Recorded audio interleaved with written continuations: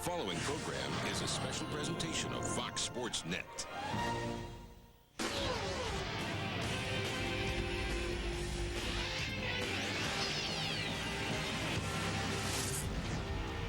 Welcome to Sears Point and Racing in California's beautiful wine country. And if you like zigging to the right, sagging to the left with brakes smoking and gears jamming, you're in the right place. Looks a little bit more comforting than it actually is for a driver. Today on Fox Sports Net, you'll see some potential future Winston Cup stars battle it out on this 2-mile road course in the Featherlight Southwest Series. So far in the points race, the top 7 drivers coming from right here in the state of California, but the leader, MK Kanke from Frazier Park, he's injured and will not run in this race. For a quick update on Kanke, let's go down trackside at our Steve Burns. Thanks, Chris. Yes, very bad news for MK Kanke. He broke his right femur here at the racetrack. On Thursday, he had a steel rod placed in that right thigh bone. He's won 4 of the 7 races this year. Although his spirits are high, we're told he may not continue the rest of the season. Chris? All right, thanks, Steve. And with Jeff Hammond from our mobile studio, the Hollywood Hotel, we're trackside, of course, and glad to have you with us. Some big names that have driven through this series and gone on to have some success. But for Kanke, the points leader, with his injury, given this situation, this course, how does that affect what kind of race we'll see today and maybe the rest of the way in this series? That's going to be kind of hard to say because he has been a dominant force all year long, but they have some great drivers who have been running second to this gentleman. So, unfortunately, somebody's going to step up, and you'll be looking for guys like Craig Rudiman and the rest of the bunch to put on a great show here today. Jimmy Engelbright and all those great guys. They'll be putting on an excellent show for the rest of the year, I'm sure. All right, for more on what it takes to have some success here, let's go down to Matt Yoka. Matt? Chris, Jim Engelbright's last Southwest Tour victory occurred right here at Sears Point 1 year ago tomorrow. He passed 2 cars on the next to last lap before taking the checkers. He brings back the same race car, qualifies 4th, and is so confident about his chances, he didn't even turn 1 lap in the final practice session.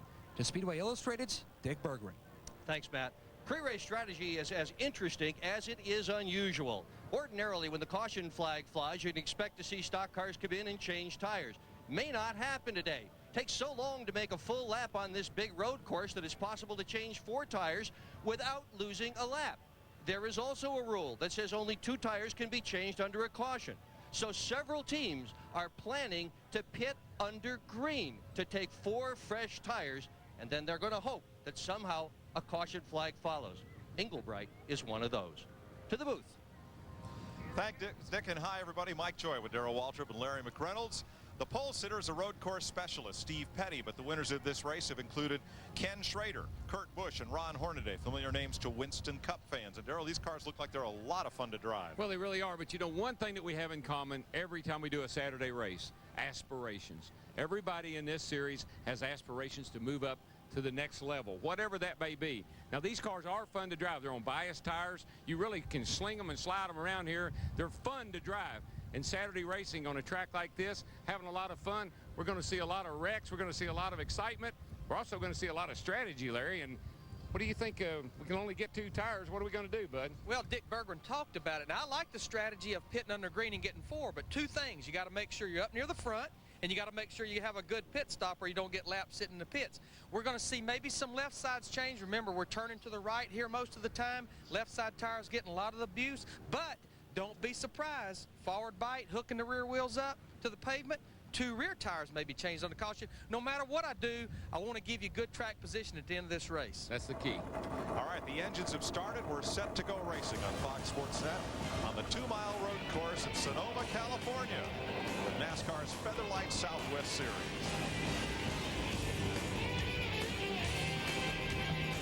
Oh, it's a beautiful thing. Look at Hyundai during our summer sell down, and you'll see the Santa Fe, the new SUV Consumers Digest named a Best Buy.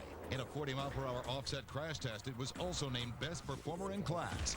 And a leading consumer survey has rated Santa Fe best in class for vehicle satisfaction. Santa Fe also comes with the Freedom of America's best warranty. Does all this make Santa Fe the best new SUV out there? Better take a look for yourself. Test drive the best new SUV, the Hyundai Santa Fe. All-Pro NFL tight end.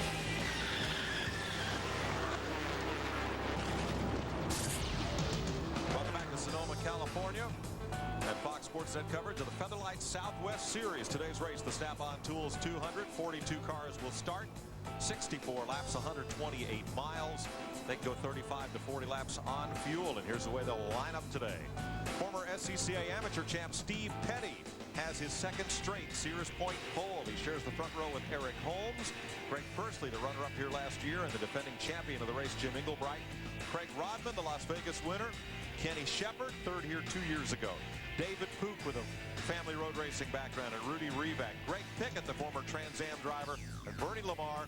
As you have a look back through the rest of the starting lineup, 42 cars strong for this race. And it will be exciting, I can promise you that. If you like smash them and bash them, well, we got some of that. But they're headed down into turn 11. They're getting ready to cock them, lock them, and rock them. The 11-turn road race course at Sears Point. A lot of elevation change, a little bit of off-camber corners, a couple of blind rises. It's a challenging track to drive. And these short track specialists and a few of the road course hired guns out there set to do battle. Green flag. And we're racing at Sears Point. A big jam up about 10th place as the 68 car did not get going on the brake. Brandon Miller. Right at the top of the hill here, back in the field, it's always real tense because you get a kind of chain reaction. Everybody's slowing down, and you get up there, and there's no place to go. But it looks like they're going to negotiate that corner pretty well. Everybody's clean through there so far. Pretty much all the way around this road course, it's really a single groove, and it's hard to run side by side, especially when you start going through these corners, and you're doing it shifting gears the whole time you're running side by side. Yeah, it takes a different kind of focus, different kind of concentration, because not only are you running against the competition, you got to stay up on the wheel and shift those gears. Down through the S's, demanding part of this race course where if you goof up one corner, you've goofed up the next three. Yeah, and that's what road racing, Mike, as you well know, is all about. It's what you do is setting up for the next turn. Not necessarily what you do in that turn, but setting up for the apex of the next corner. It seems with much of this, you're turning most all the time. There are very few pure straightaways. Actually, there's about 4 of them. They're all quite short. A spin by Ken Kaltschmidt. He gets going again.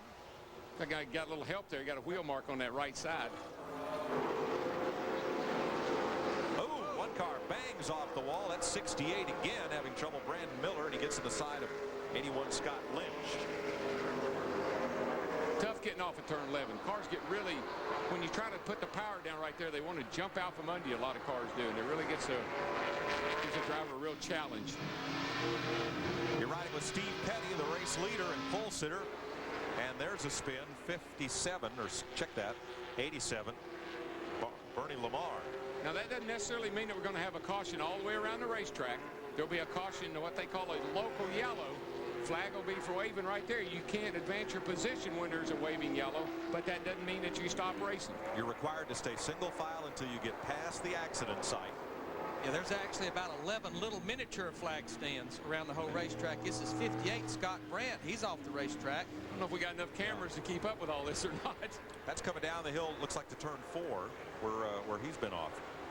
And that, again, up over the top of turn 2 there, cars turn 3 actually get really light right there and can get out from under you. Now, our leaders are coming through what we call turn 11, one of the slowest portions of the racetrack. A lot of drivers will go all the way to first gear, grabbing second, third back up here toward the start-finish line. And as Mike said, there's really no place on this racetrack where you're not in a turn or getting ready for a turn. See the bodies moving around on these cars. They are fiberglass bodies. These are a lot like your local short track racers run at the local track on Saturday night. They weigh about 2,700 pounds. Actually weigh them with the driver, which is 2,900. So they're about 700 pounds lighter than a Winston Cup car. They run the same engine basically with the smaller carburetor, 390 carburetor. They make probably 500 and change for horsepower, but with that weight, the horsepower to weight ratio is probably a little bit better in one of these cars than it is a Winston Cup car. That's turn 7 right there, the sucker hole we call it. Yeah, that's the bottleneck, the Budweiser bottleneck, and I can see why they named it that. Steve Burns. Hey, Mike, Mark Reed in that 04 car is leading the points in the Winston West Series after 8 races.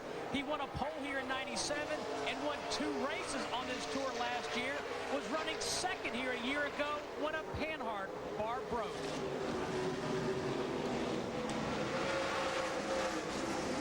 Steve Petty, the pole sitter, continues to lead. As we watch a little further back in the pack there, Souza, Billington battling for 11th and 12th.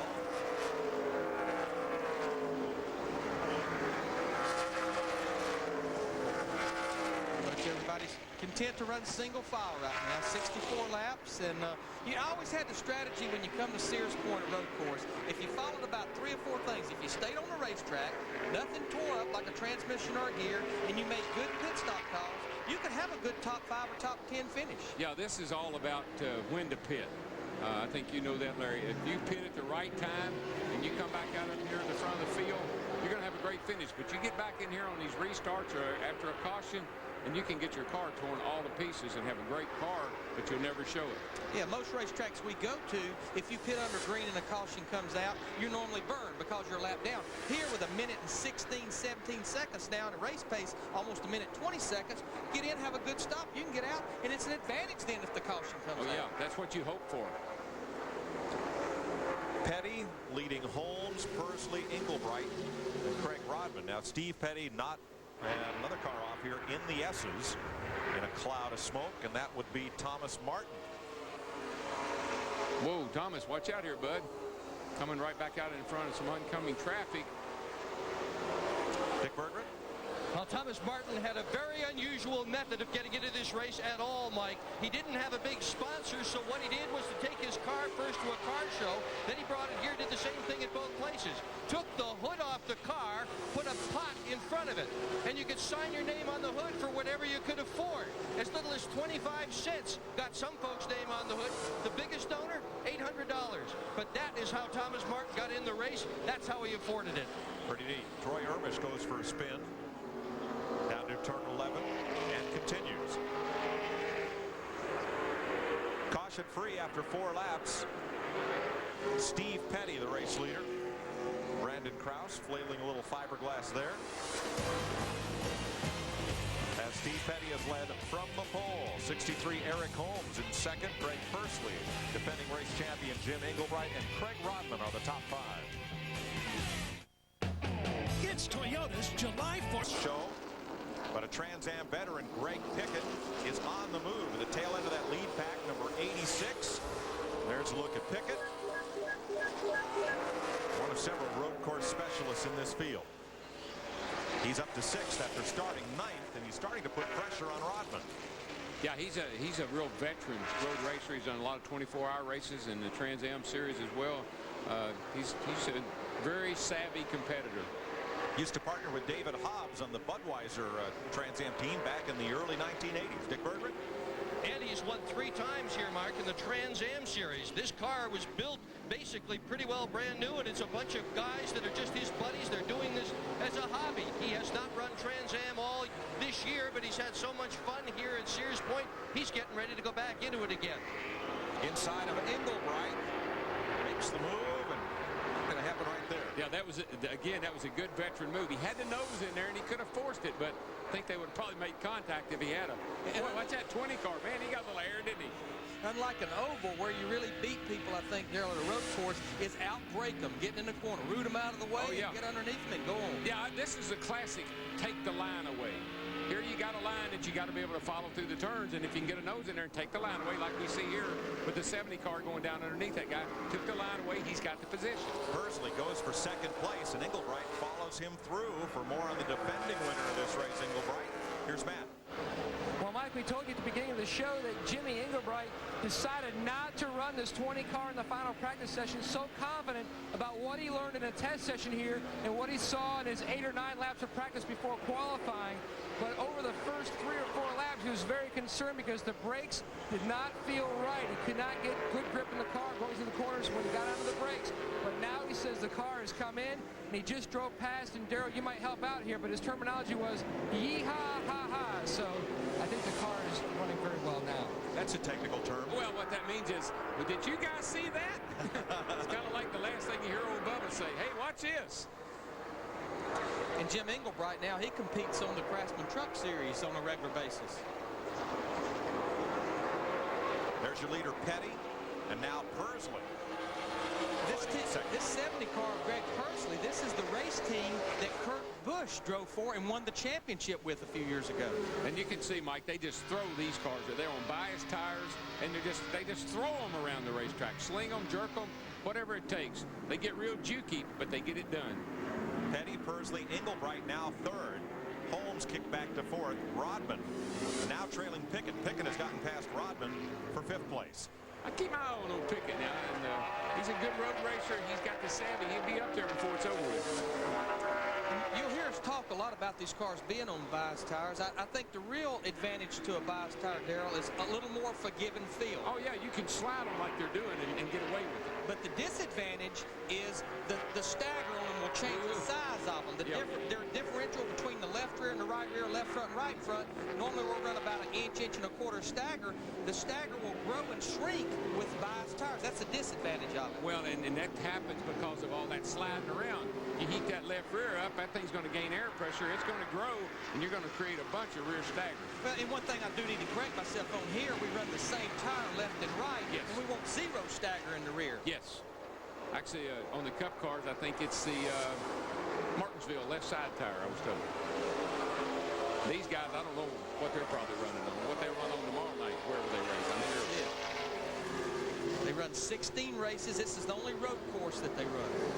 Interesting to watch Pickett here. Now, because his line seems to be a bit smoother. Again, he doesn't run short track races. He's not used to sliding these cars around in bias ply tires. So his line looks a little bit smoother than some of the short trackers he's running against.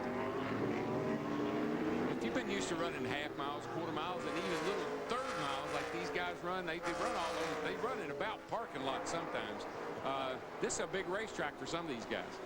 That's Englebright, the yellow car, closing in on leaders Petty and Persley as they go up to the crown of this racetrack, the highest point, right across there, and then dip down the hill, and around goes 21 Thomas Martin. I don't know that he'll get that one out there. A lot of damage. He's been in the tire wall. Yeah, he heard it that time. I think that's going to be a caution. That'll be a full course, I'm thinking. Let's have a look at what happened to Thomas Martin, the driver that Dick Berggren pointed out had people sign his hood for sponsorship. A little bit loose, Darrell. Yeah, he just gets it out there. It's a little bit loose. He tries to save it. He's staying with it, Uh-oh. Into the fence. Ran out of road. Yeah, he hard into that guardrail. Then he ended up down by the wall of tires.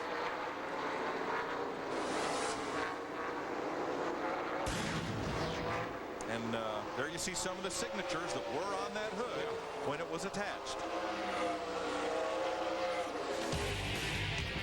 Full course caution is out here at Sears Point. Pace car will come out and pick up the field for Thomas Martin's accident. We'll be right back.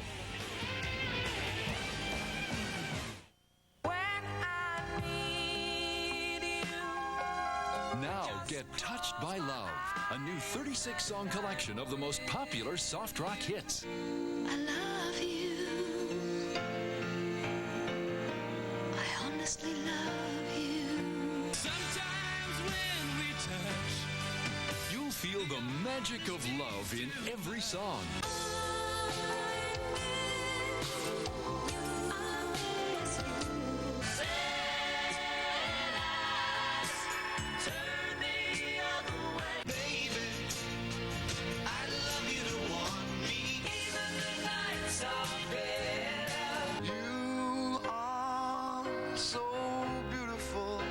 Love is not sold in stores, so order now.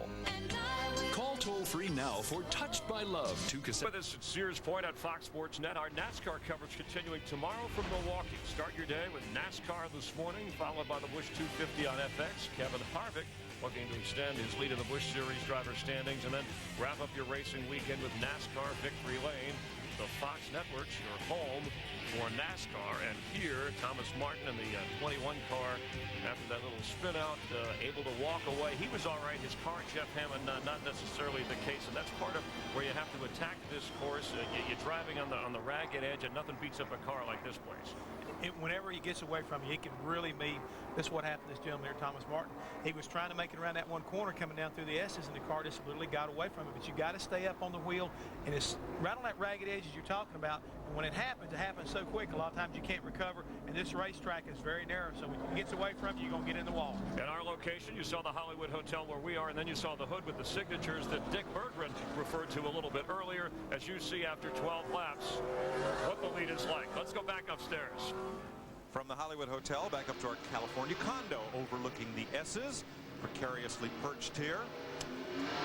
The Hall Kenyon, number 01 of Steve Petty. That's a job search firm that sponsors that race car. He has led every lap from the pole. 1990 GT1 champion of the Sports Car Club of America.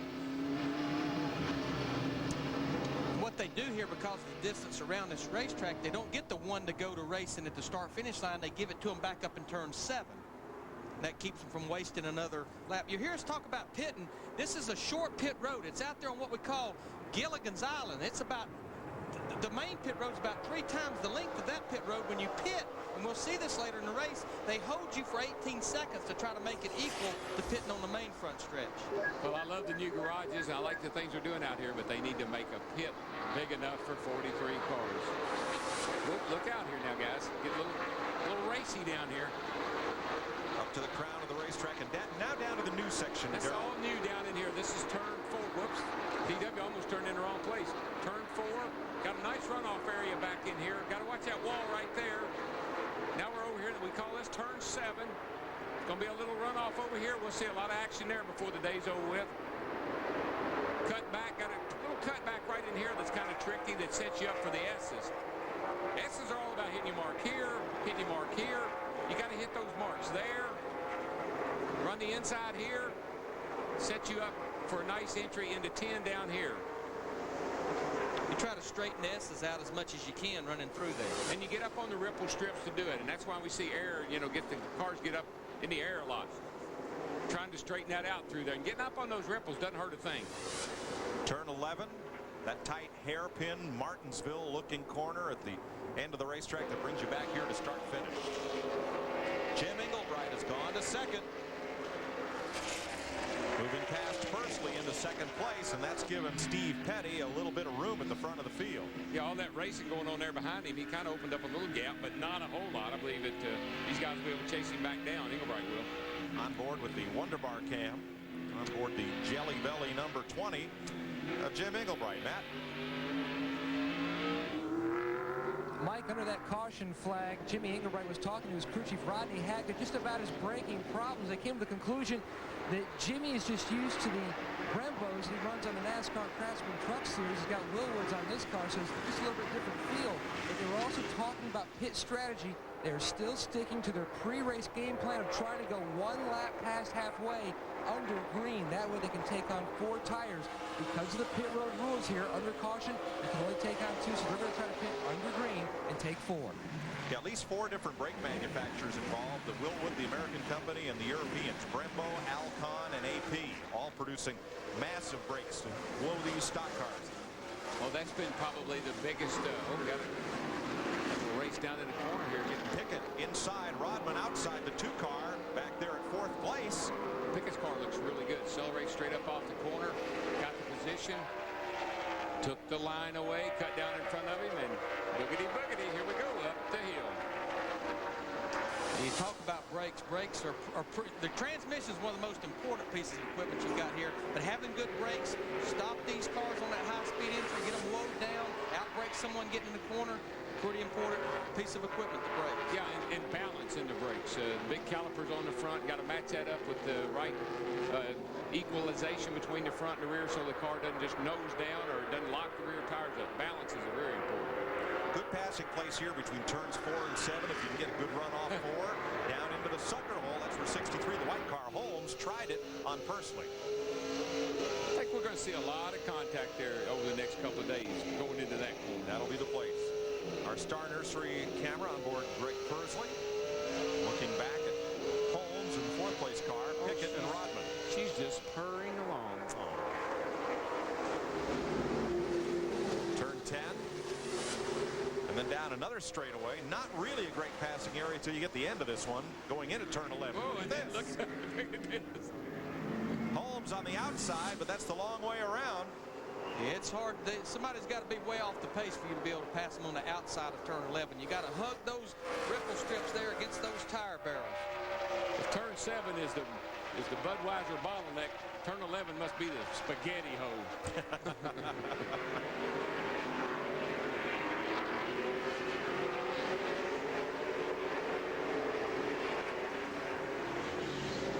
Steve Petty has led every lap, but now Jim Englebright is closing and begins to put pressure on the race leader. Pursley is third, Holmes and Pickett the top 5, then Rodman, Shepard, Reed, Reback, and Souza. Hobby people, your super discount hobby stores and radio control car pros have all the hottest new RC cars and trucks. Check out their giant selection, all at guaranteed lowest prices. Call 866-HOBBY-FOR-YOU for the Hobby People store near you now. You're going to love this all-new Sebring sedan. Notice the power mirrors. Great sound system. Power windows. It has a race-inspired suspension system and a powerful multi-valve engine. And it has the highest government front crash test rating. Oh, no. Now get a $1,000 cash allowance or 0.9% APR financing on Sebring. For the Los Angeles Lakers, it was back-to-back and better than ever. I don't believe what I just saw. Join the Lakers celebration with Sports Illustrated's NBA Champions Pack, featuring the thrilling official NBA Finals 2001 video, plus this Sports Illustrated hardbound commemorative. This individually numbered classic captures the Lakers championship run. Both are free with your paid subscription to Sports Illustrated. Your free video features exclusive footage of the star-studded Lakers championship season. And slams dropping the sledgehammer. It's all free with your paid order of 55 issues of Sports Illustrated for only $1.64 an issue. Save 45% off the cover price. This great Lakers championship hat is also free when you use your credit card. Designed exclusively for Sports Illustrated, it's adjustable and fit for a champion. Call now and get all three free. The Champion Lakers and Sports Illustrated. You can't beat them. Hobby people, your super discount hobby stores have the latest in high-tech radio-controlled cars, airplanes, and more. You'll love their huge selection, all at guaranteed lowest prices. Call 866-HOBBY-FOR-YOU or click on hobbypeople.net. Steve Petty holds about an 8-car length advantage over Jim Englebright. Heavy traffic right here as they work the lappers among positions 3 on back. A spin by number 58.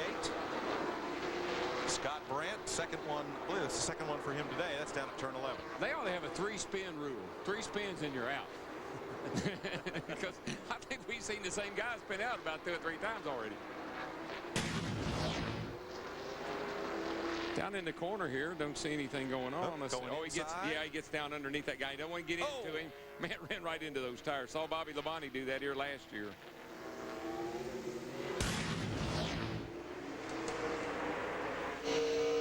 Greg Pursley, you're riding with him. He's 5.5 seconds behind the leader in 3rd place. Might there be a problem there, Matt? Mike, there is some concern down here in Greg's pit. He's radiated in. He believes he has a left front tire possibly going down. They would like to bring the car to pit road to change the tires, but they're hoping to make it to lap 20. That way they can make their fuel window to the end of the race, hoping to only stop 1 time. So right now they're hanging on, hoping to make it to lap 20. Got to go 2 more laps then. Yeah, and I tell you, that's if he thinks it's going down, we don't run a lot of air pressure in these tires, and unlike on a speedway, there's no interliner, there's no tire within that tire. You'd be down on the rim of that thing, long way around this racetrack to try to ride around on the rim, get back to your pits. Yeah, and you don't want to have that happen at the far end of the racetrack up around turn 4 or 7, because then you got to limp all the way back, and there's no way you can stay on the lead lap. I don't know, Darrell, the tire's up. It doesn't look like it shows a lot of deflection as it goes into the corner. Let's have a look at that left front here. It looks fine. It's good. I think the car just got a push in it, and it's feeling like it's down. but he sure is having a hard time holding these guys off behind him. Yep, Holmes is right there with him, and so is Greg Pickett. And they'll start these tires somewhere around 25 PSI in the front, maybe about 19 in the rear. But in the front, because of heavy braking, brake heat, I mean, they'll build up as much as 18 to 20 pounds. Yeah, and a biased tire will really balloon up on you if it gets a bunch of buildup in it. Vince Little off the track and back on. Leaders out of turn 11, and Englebright's right there on Steve Petty. Well, that's a great shot. I love that overhead, looking at these guys all fighting for position. Whoa, what a bunch here coming sir. into this corner. And somebody's going to get shoved into those tires again. Now the 70 car, Greg Pursley did head for pit road, Matt. Pursley has given up his third place spot, 35 miles per hour, the pit road speed today for the Southwest Tour cars.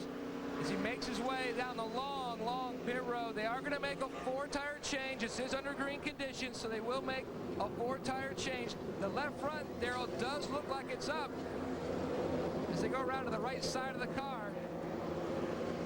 Like we talked earlier, they're hoping, though, now since they pitted where they wanted to, they can make it to the distance. I talked to his crew chief, Bobby May. He says, we feel like if we pit at lap 20, we can go the distance on fuel. The jackman pumps that front hose of jack up.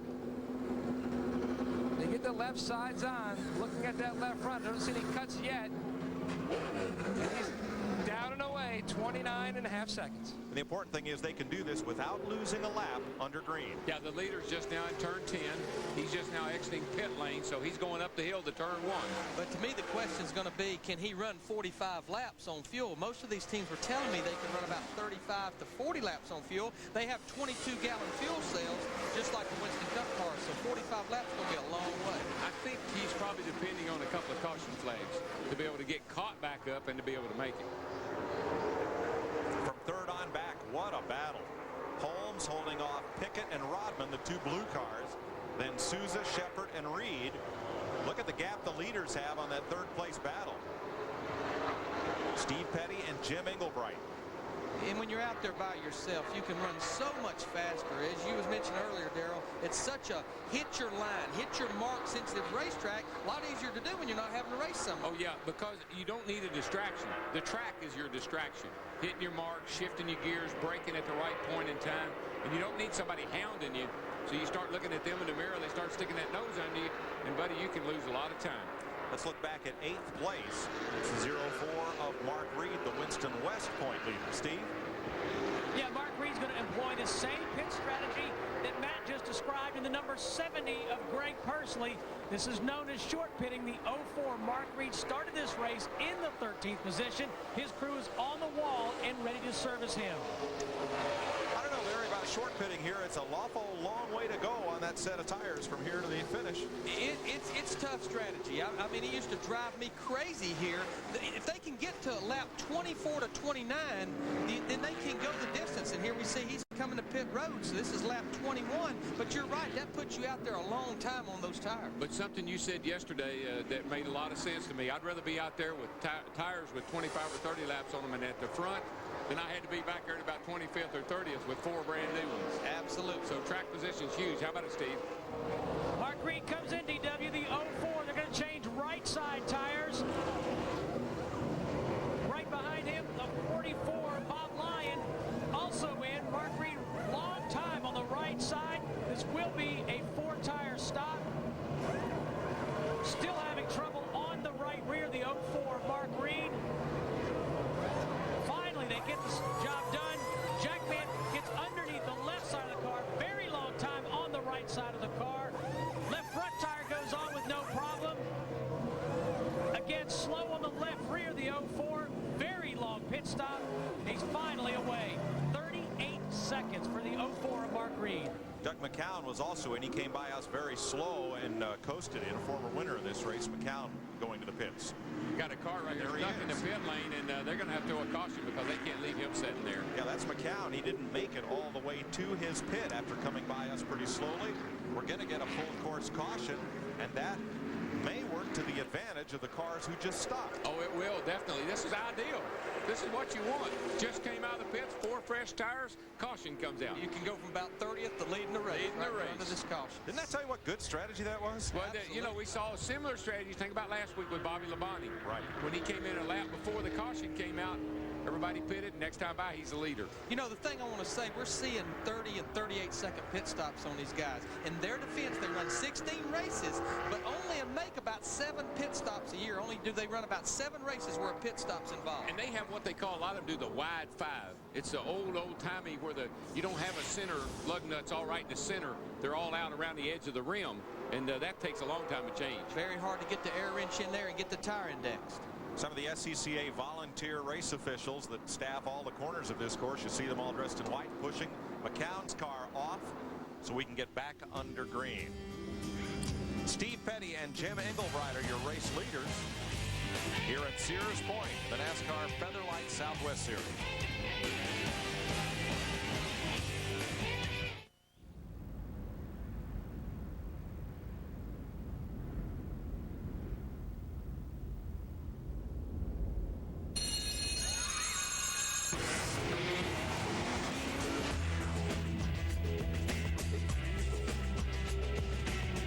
Powerful Z3 with full maintenance for 3 years. Recess is back.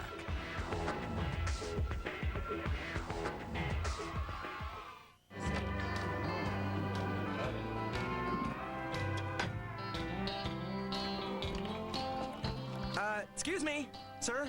I'm kind of in a hurry, and boy, am I thirsty. Move along, pal. We don't want any trouble. Look, it says outside that you serve hot dogs. We do. Wiener Schnitzel, America's most wanted hot dog. Come in today and you can get 2 of our delicious original hot dogs for just $1.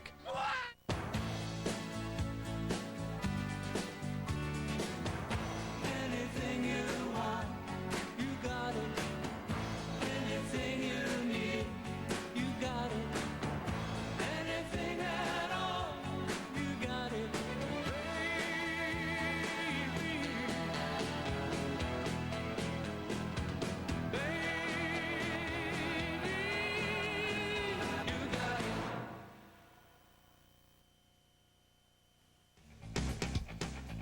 Welcome back to Sonoma, California. Some of the leaders decided to pit, but 3 of the front runners, Petty, Engelbright, and Greg Pickett, did not choose to pit under this caution flag. Track position. Ah, the plane, boss. The plane. The plane. Today's aerial coverage is provided by the Union 76 Skycam. 76, the official fuel of NASCAR. That's a push me, pull you, Darrell. I was going to tell you, that airplane reminds me of my career. A prop at both ends? Being pushed sometime, being pulled sometime. It's a neat looking plane. You don't see it often. There's a look at it.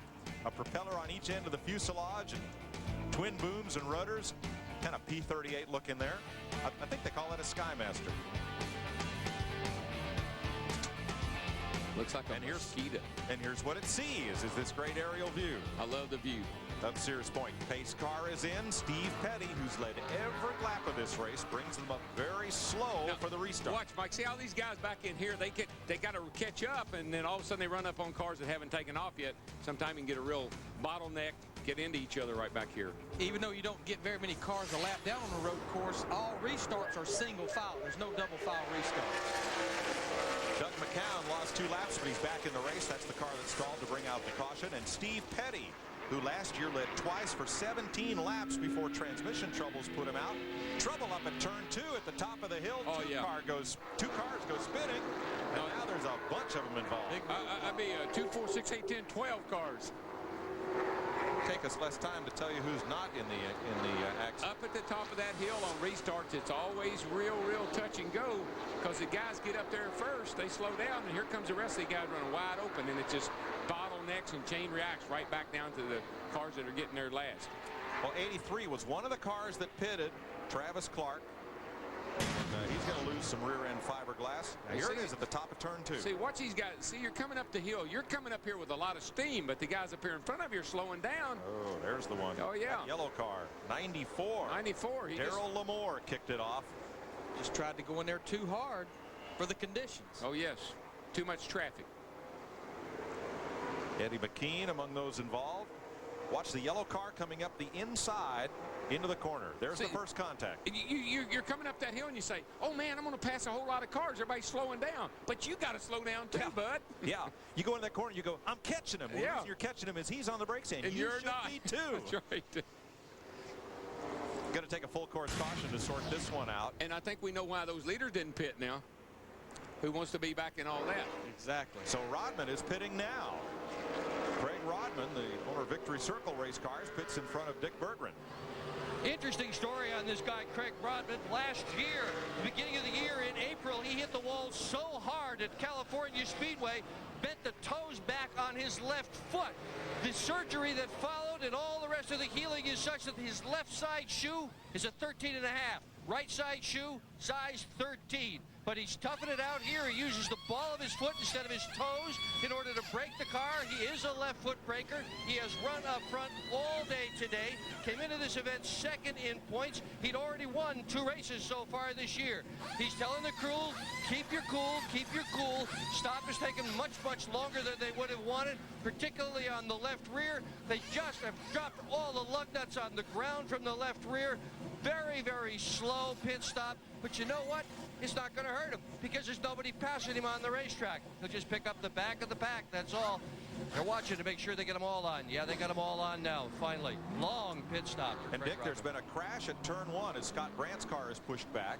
As cars bunched up under caution, number 19 there, Eddie McKean, involved. Number 7, Frank Morotsky Jr.'s car was already stopped, but McKean just ran up the back of someone just out of view of us at turn 1. And what an eventful weekend Frank Morotsky's had in that 7 car. He crashed here in practice on Thursday. They took the car out of here, put a whole front subframe on it, whole front clip, spent 36 straight hours repairing it, came back here, used a provisional, and now he's had problems again. Morotsky involved in that accident at turn 2. And we're under a full course caution once again. Will the leaders pit? Find out when we come back.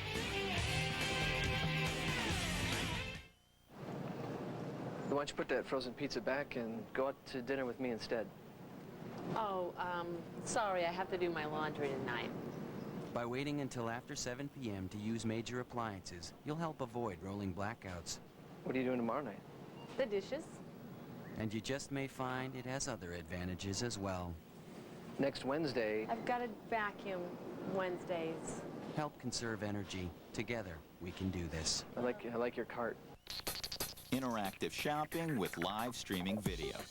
It's a site for sore feet. Love shopping? Shop NBC. The evolution of shopping. Have you ever seen an auction where the prices go down? Love shopping? Shop NBC. The evolution of shopping.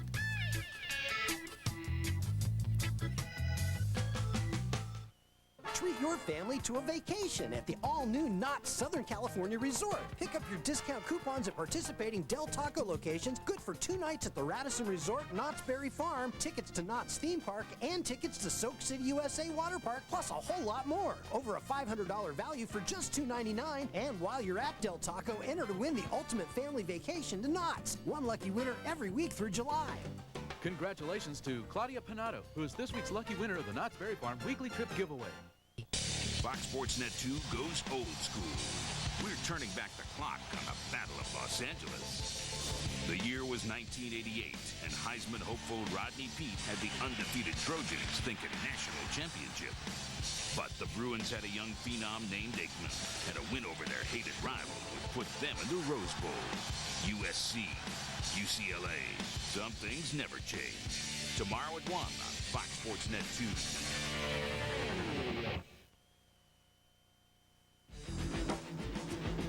Getting set for the restart after a 7-car accident up at the top of turn 2. Dick Berggren? Want to explain why Craig Rodman legally took 4 tires on that pit stop, Mike. Remember, they're only allowed to take 2 under caution. The caution flag was out while that activity was going on. But he jumped onto pit road just before the caution flag came out. Either good luck or a terrific spotter. NASCAR has ruled that a legal 4-tire change under green. There's only 2 cars with 4 fresh tires, he and Persley. And what designates from a form of a pit stop is the flagman at the entrance of pit road. If he's not waving that red flag that says you can't pit, then you're free to go in there. Once you've cleared him, it's still considered a green flag stop, even though the caution may be out at the flag stand. Single file, the first 6. Look right behind them. They're double file coming up into turn 2. And again, I can't tell you how difficult that is when you're back in the pack on these restarts. You're coming up that hill when everybody else at the top is slowing down, and that's why we see these big multi-car accidents up there. Leaders down the hill to turn 4. A lot of elevation change here. And battle for the lead. Got the pace car. Englebright inside. He's going to get the lead from Steve Petty. Pickett gets jammed up, and they're too wide behind him. First lead change of the day puts Jim Englebright, the defending winner of this race, out in front. Matt? Steve Petty just called in the left front flat. Left front is flat, so they told him to bring the car in. Dwayne Sharp is preaching, has the guys on the wall ready to service the car. But he just came on the radio and said left front flat. And you could see he was really having trouble getting through the S's here with that left front down, and he's kind of fighting with it now. He's lucky to get that thing on pit road right when he did. This isn't going to hurt him that bad. In his long, no, I think it could actually work to his advantage, Darrell, because we're at lap 28. He's well within the window that can get him to the end of the race. If they don't have a disaster of a pit stop, he'll be back out there before the leaders come by. So I don't think it's a disaster by no means. No, it's just going to have to see how it plays out for him. Things work his way, could be an advantage. So Greg Pickett is now the second place car as Steve Petty, who led twice here last year, comes to pit road. Matt? Dwayne Sharp, Steve Petty's crew chief, thought about short pitting around lap 27 right about now, but since the car had not fallen off on the stopwatch due to the tires holding up so well, they thought they'd go to around lap 35, but when he came on the radio and of course said the left front's flat, this fell right back into their earlier plans as the guys have come around to the left side of the car, jacking up, getting the tires on.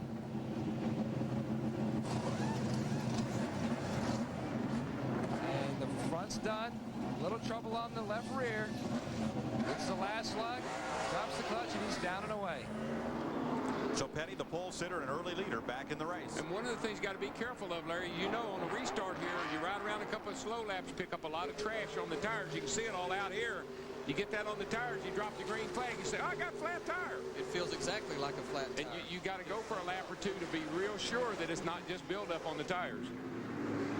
For second place and third, Pickett with the 6 car. Souza making a run, and the 04 of Reed there to the inside. Steve?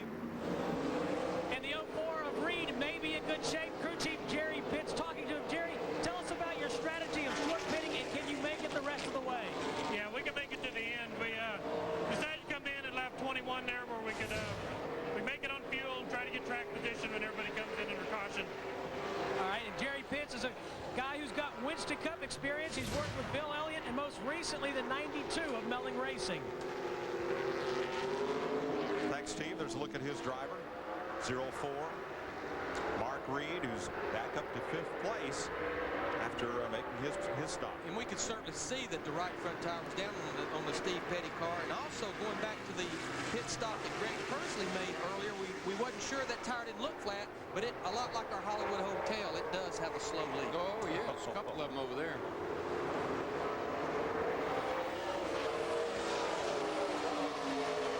Let's go back to pit road and Matt. An update on that 01, the Steve Petty car. 10 pounds of air pressure in that left front, Mike. Very similar, as Larry Mack said, with the same thing on Greg Pursley's car. Just 10 pounds slow leaker on the left front. And see, one of the reasons why, and there's a car, Pickett down here in the corner. Now, that's a shame. He's having a great run. He must have probably might have got a little help. I don't know. Second place car going into that corner. Greg Pickett recovers. But what I was going to say is a biased tire. The reason that we all like the radial tires, the road course was probably one of the places that drivers like them the most. You're always running over rocks and cutting those biased tires down. The radial's a little tougher, and here's our leader in the pit. Matt's there. Jimmy Englebright's guys come around to the left side of the car. Gil Melton, the jack man, pumps the jack, jacks up that number 20 machine. He said the car was very good, but it did have a little bit of snugness on the right-handers. But they really did not want to adjust this car with air pressures down and away. 25.1 seconds. Mark Reed takes over the lead. Let's show you what happened to second place Greg Pickett. He's under challenge here on the outside of turn 11. Locked him up, tried to stay out of him. Gets bonked by Revac, who was the third place car, 49. Yeah, Revac locked those front brakes up, locked the front tires up. And it's another one of those cases where you get down underneath somebody, but you still got to make the turn. And that's that classic, I took his line away, and the only line he had was over my hood. That'll put 04. Mark Reed into the lead, 59, trying to get a lap back. Audie Vidovich Jr. unable to do so against the race leader. So 34 laps to go in the Featherlight Southwest Series with Snap-on Tools 200 at Sears Point, California. Look at Hyundai's summer sell down. You'll see a great price at the Elantra, the car Kiplinger's Personal Finance calls the best new car in its class. Look at all these standard features, including air conditioning, all for just $12,494. Now look at the freedom of America's best warranty, and it's clear. If you're looking at Civic and Corolla, you've got to check out a better offer. Test drive the Hyundai Elantra now. Get the Elantra for $12,494 during Hyundai's summer sell down.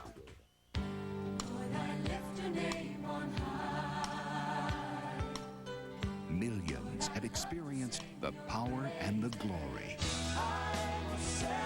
Presenting Songs for Worship, the best praise and worship songs of all time.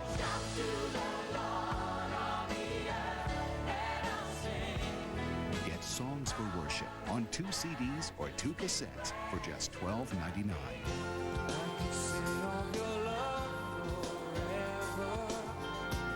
Then audition other praise and worship albums. Satisfaction guaranteed.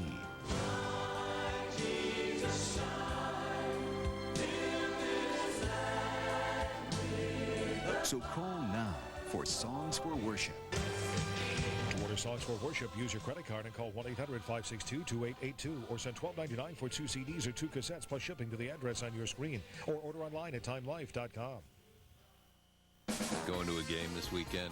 Say hello to the $5 hot dog, the $20 parking spot, the $100 seat, the $1 billion superstar.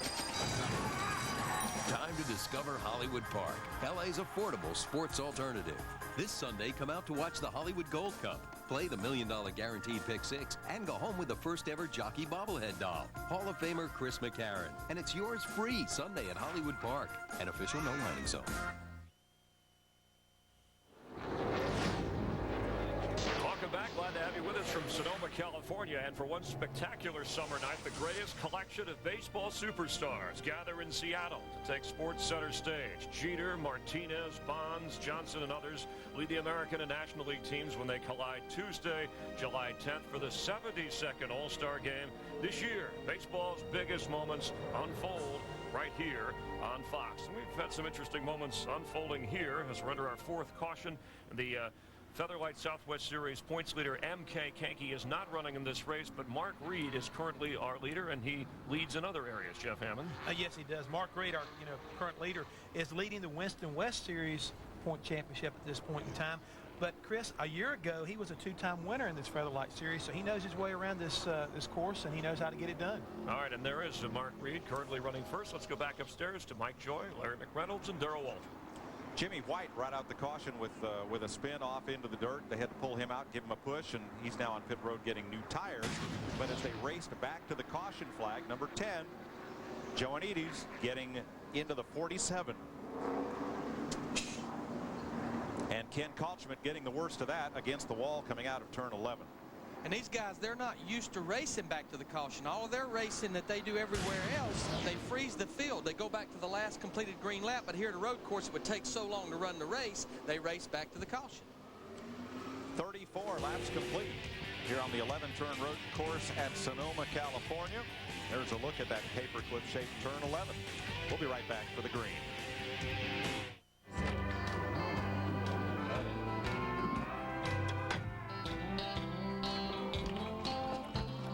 Excuse me, sir. I'm kind of in a hurry, and boy, am I thirsty. Move along, pal. We don't want any trouble. Look, it says outside that you serve hot dogs.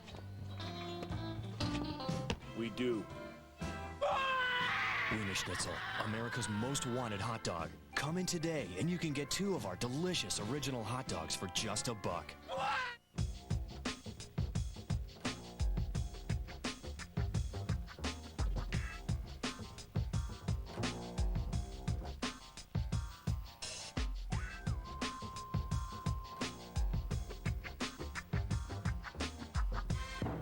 I'm here for the free checkup. Bring your transmission to AMCO. Get a comprehensive checkup for free. Call 1-800-GO-AMCO.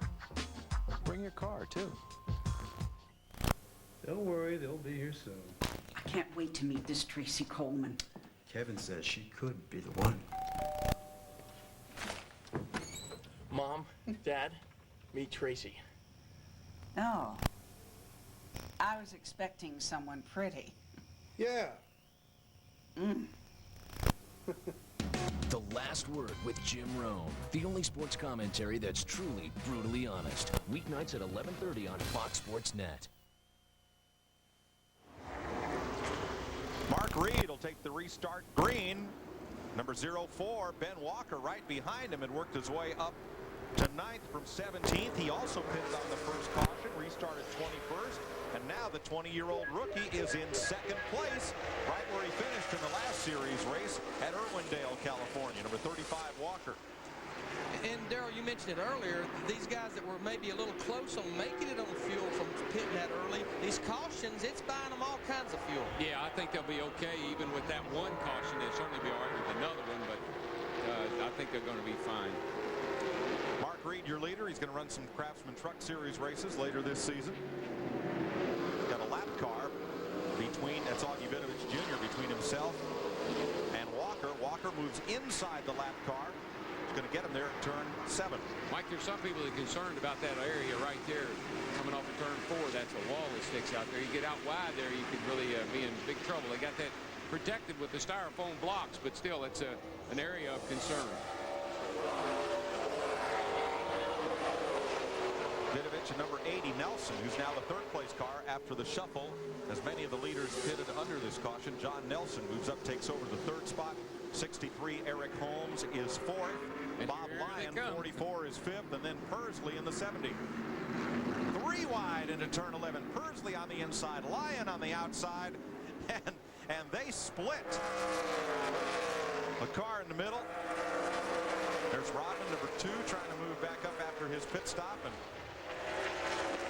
we'll have to keep an eye on Greg Pickett, who restarted last.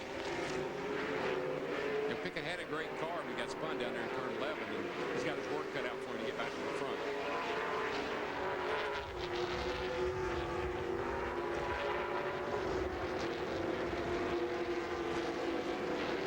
Coming downhill here. This is coming down the track, down toward turn 4, new section of racetrack here. Really quite fast. I was out there yesterday driving some, and I like what they've done to the track. As you can see, it's created some interesting passing situations. Petty trying to move up in that blue and green car. The pole sitter gets snuffed there at turn 7. Meanwhile, up in front of him, Englebright easily passed those 2 cars and goes on. There's that yellow car is Englebright. The 6th car, that's Todd Sousa.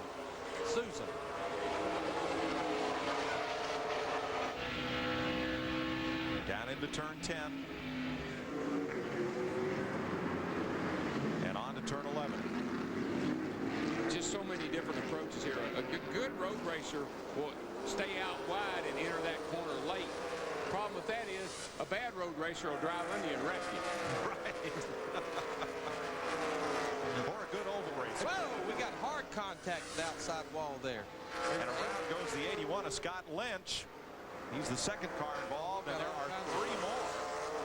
And one of them is the teammate to Steve Petty, that 03 of Jim Pettit. Scott Lynch is involved, and there's one more car hard up against the wall. Could be Brandon Krause, 42. You can get into that corner, you know, the way they do, 2 and 3 wide, but you have a hard time coming off that way. This is coming off turn 11. That's Pickett, the blue car right behind that bunch. 28 right in the middle of it, Billington. Ooh, across the other side. You could see Pickett locking those wheels up. He was trying to stay out of it as best he could. There's where it starts. Billington into the side of the 81. Lynch. It's like the 28 car there. When he picked the throttle up, the rear of his car came around more and just got up into that other car. Yeah, it's one guy's starting and one guy's stopping, and it didn't work as big good. You got a handful of gear shift. You're coming out there in first, second gear. You got a lot of power. You launch forward, and if you got to lift up out of the throttle, somebody might run over you. These guys are all racing back to the caution. Pace cars waiting to pick up the leader. We got debris all over the racetrack now. There's sheet metal. I wouldn't really call it sheet metal. Come on over it, guys. Flailing fiberglass. Boy, Eagle Bright got a hold of it a little bit there. That'll cut it. One of these bias tires, that'll cut one of them down. It's even though it's fiberglass, it's pretty thick, pretty heavy. And some of it is pretty busted up. We're under caution again at Sears Point. We'll be right back.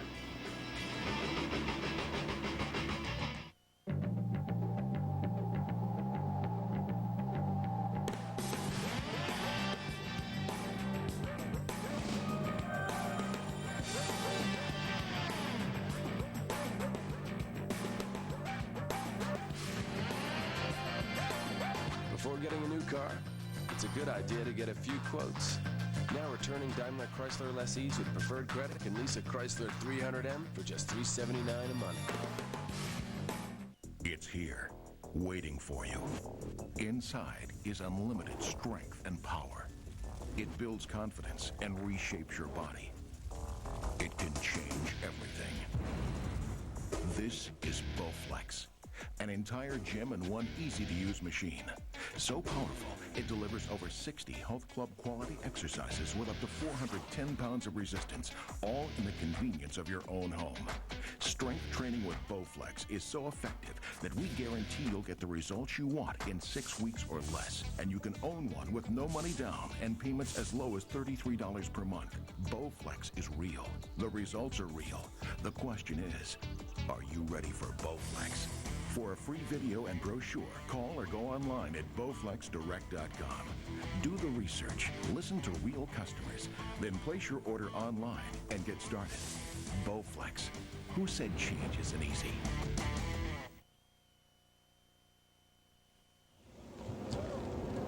Pole sitter Steve Petty has led much of this race, as he did a year ago when transmission troubles put him out. There's now some smoke showing from behind his 01. Matt, what's the problem? Well, let's talk to his crew chief, Dwayne Sharp. Dwayne, what's wrong with the car? Oh, the 6 car got into us and knocked the fender in. We just got a little tire rub. We'll be fine. We'll get back to the front.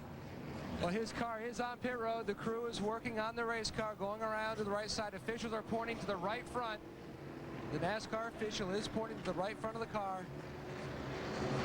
They're going to have to get some more duct tape to duct tape down that bodywork. Remember, this is fiberglass, not metal. They can't use a baseball bat or a Roush roller to kind of piece away and pull away that fender. They're going to have to use some duct tape and other forms here trying to fix this 01 machine, but a tough break for Steve Petty as he pulls away.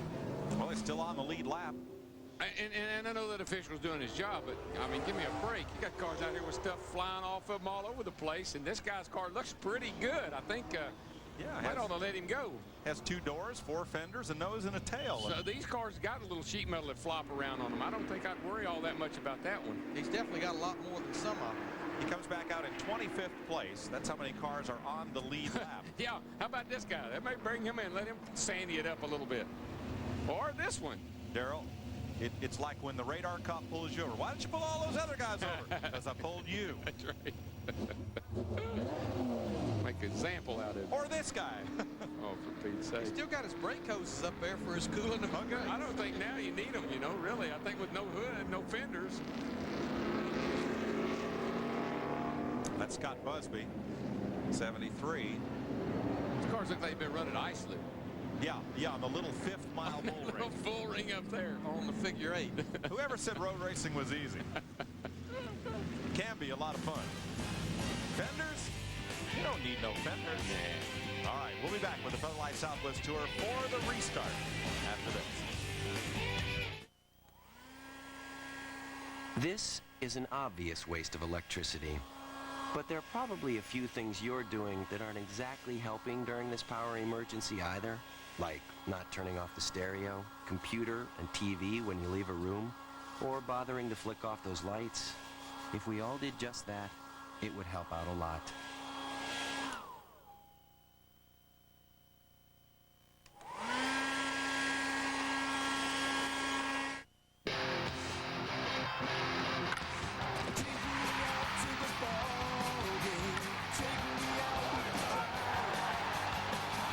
Some peanuts and cracker jack. baseball on Fox Family. We're bringing the game home every Thursday at 7 Eastern, 4 Pacific.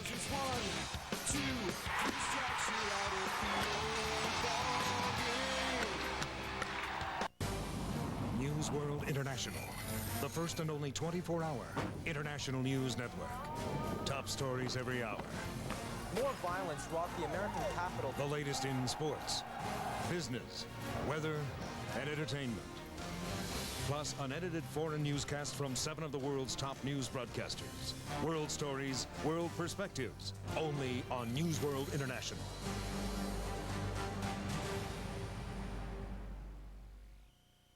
Roadrunner's a great deal. It saves me so much time. Because everything happens faster. I find what I want, get it, and get on with my day. Oh, there's way more speed. Roadrunner is so easy. No hassles. There's no dialing in. It's always online, ready to go. I don't waste time waiting around for things to download. This was an easy choice. Get Roadrunner assisted installation for $49.95, a savings of $50. Call Time Warner Cable.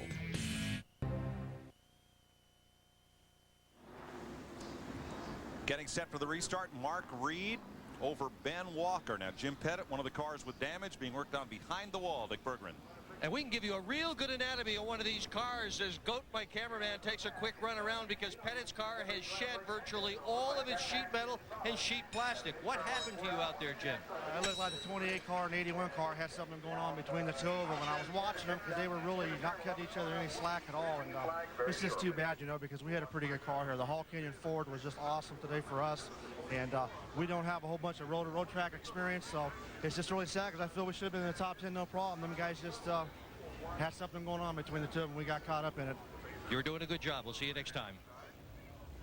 Getting set for the restart, Mark Reed's Pontiac out front. It's entered as a Chevrolet. That's a Pontiac nose, though.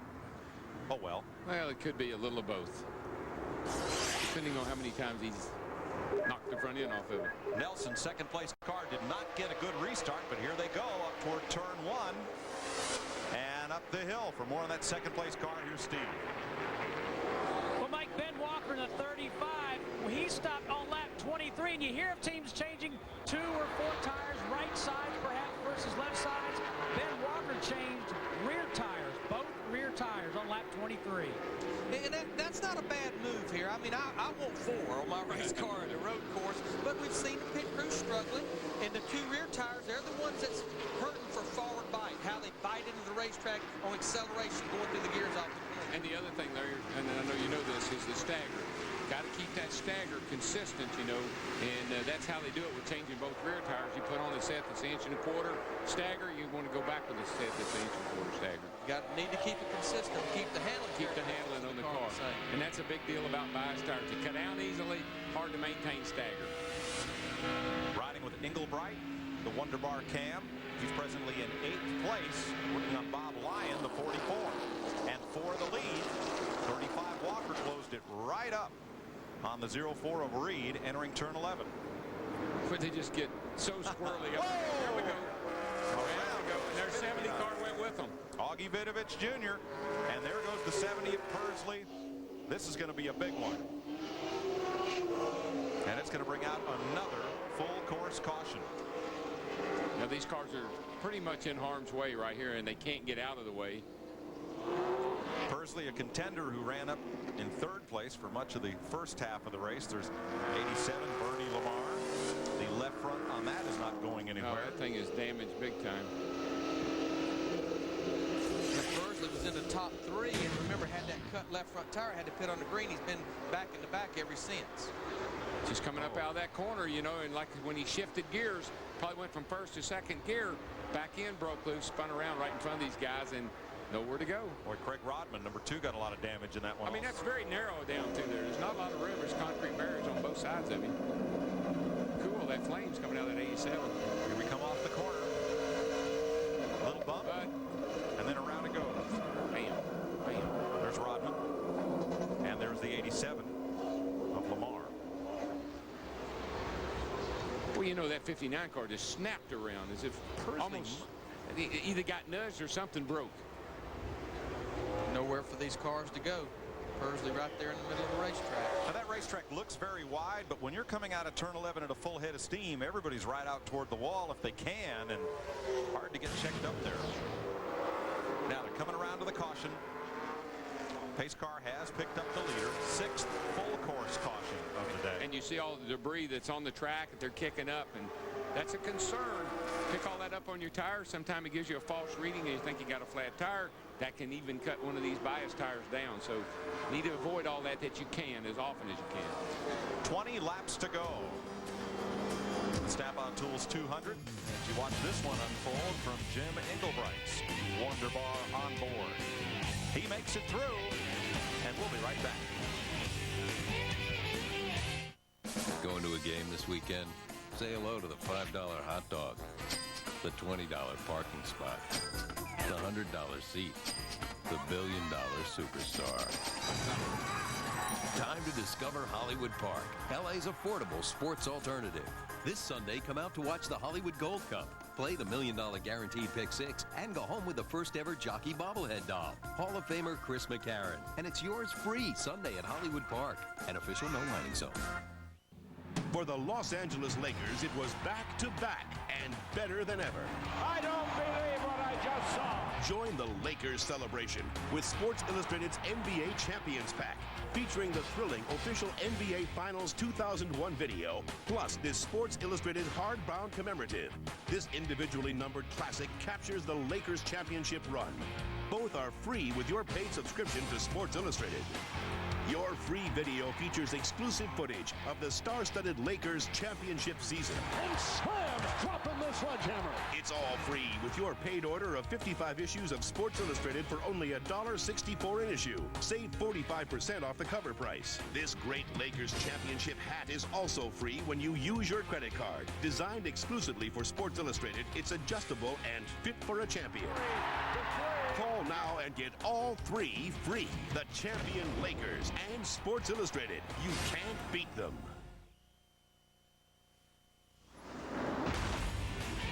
Tomorrow, Fox NASCAR coverage continues with NASCAR This Morning on Fox Sports Net at 10 a.m. Eastern Time.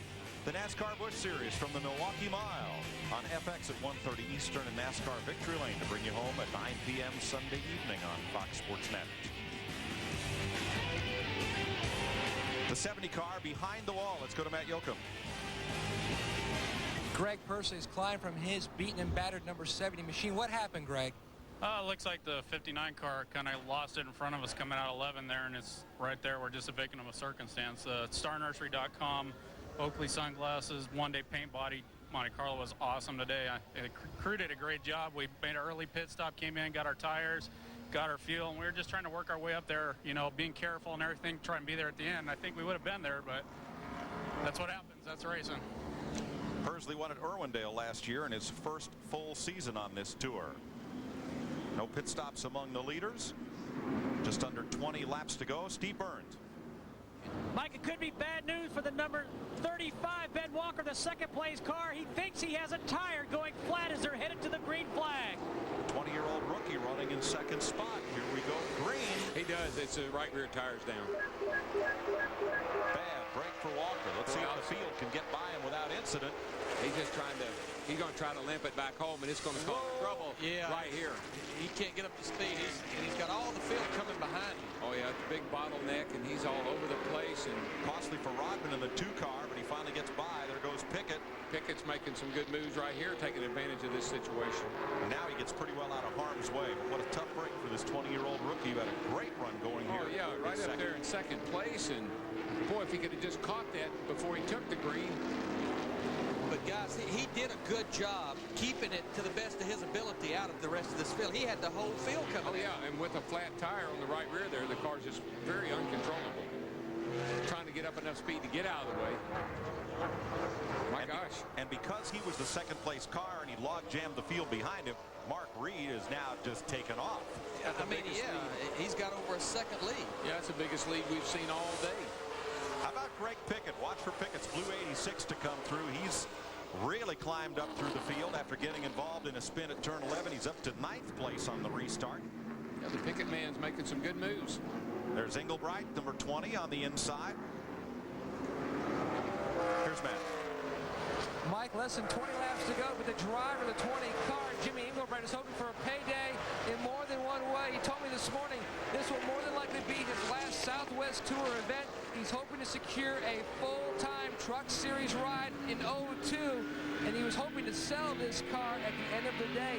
And what better way to put a car on the market than a car that just went to victory lane? To Dick Berger. Craig Rodman came into this event second in points, and he has had a tough day of it. The front end of that car is pretty well bent up, but they had a big decision to make. Come in and try and straighten it out or stay on the racetrack. So they had Rodman turn right, turn left, and with multiple spotters, they looked at that car as best they could and simply made the decision it's probably all right. He's out there soldiering on, hoping to gain the points lead soon. Won't do it today. There is trouble up at turn 2 and 4. There's Buckshot Jones, who spun at 2, and a lot of cars had gone off at turn 4 over the rumble strips as if something was slippery there. And finally, number 1980 McKean goes for a spin. Local yellow just in that corner, and now he gets away and is okay. Meanwhile, the 35, Ben Walker, has made it to pit road. Let's go there. Mike, Ben Walker just came in. They changed that right rear tire, but their troubles may not be over. They think they may have a suspension part that's broken, but he is back on the racetrack. That car looks okay, and I believe that's just probably thinking they're riding around there with that flat tire. Everything feels broken. Car looks fine, and he did get out in front of the leader, so, you know, a caution, and maybe he could get caught back up, and who knows what might happen. He is just on the tail end of the lead lap, Darrell. Our leader, Mark Reed, you'll see come into play there. There's Walker, there's Reed. Whoa, turn 1, and the car goes way off course. Yeah, he's up into the tire wall. He's still going off course. That was our pole sitter, Steve Petty. That's got to be, he's got to turn, that's usually where you turn over right there. Woo, yeah, that's upside down.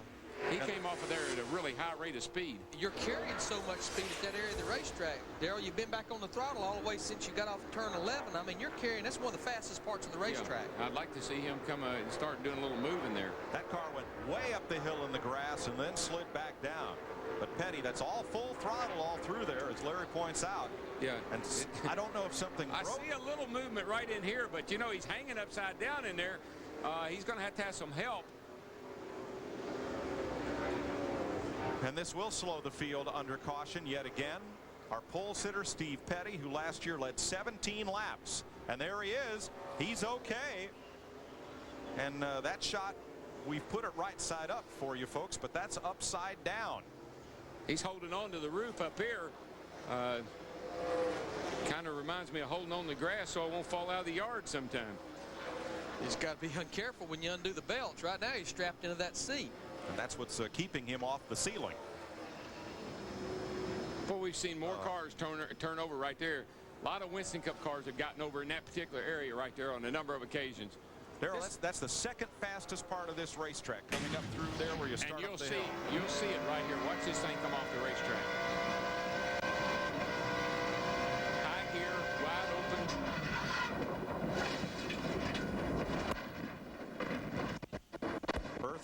Earth, sky. Houston, Earth. We got a problem. That's got to be a terrible feeling. I'm telling you, I've only been upside down a couple of times, and buddy, when it all stops, you just don't know. You just hope and pray you're all right. And it appears that Steve Petty is our pole sitter after going off at one of the fastest parts of this race course just as they start toward turn number 1. So we're under caution yet again, and we'll come back and update this story and get set for the run to the finish. 49 of 64 laps are complete here in Sonoma, California. Steve Petty waiting for them to flip that car over so he can get out after a wild ride coming up toward turn 1. You're watching NASCAR on Fox Sports Net. Look at Hyundai's summer sell down. You'll see a great price at the Elantra, the car Kiplinger's Personal Finance calls the best new car in its class. Look at all these standard features, including air conditioning, all for just $12,494. Now look at the freedom of America's best warranty, and it's clear. If you're looking at Civic and Corolla, you've got to check out a better offer. Test drive the Hyundai Elantra now. Get the Elantra for $12,494 during Hyundai's summer sell down.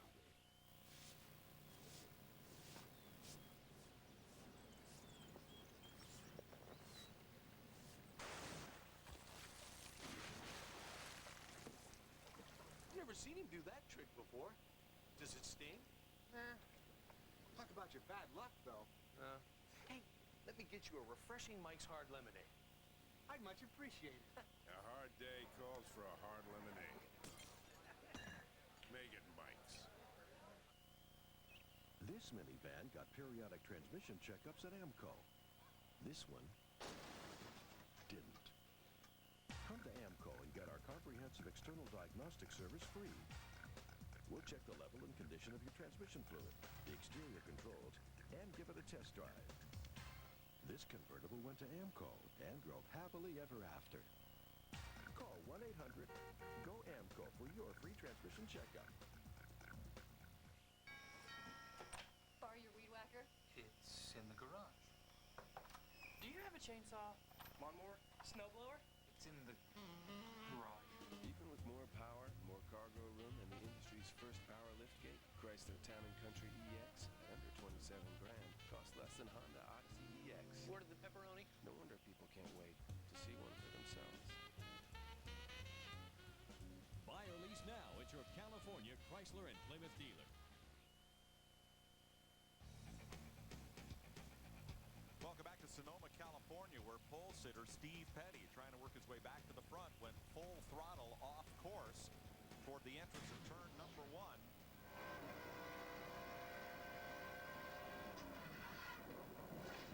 Daryl, it sounded like, was that the tire dropping off the pavement, or did it sound like something broke? It's so hard to tell. We didn't get a good view of what happened. And the car is upside down as rescue workers try to help Steve Petty come out of the car. Pull that bed out of there.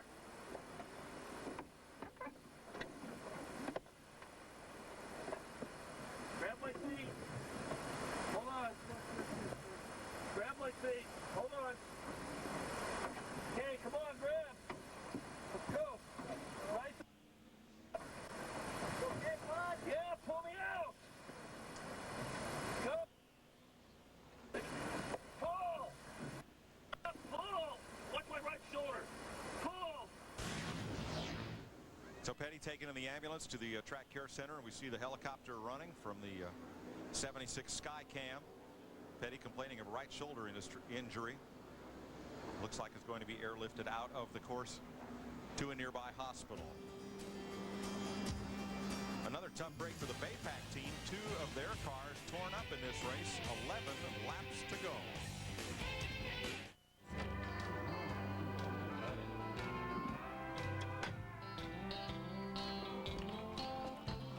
Excuse me, sir.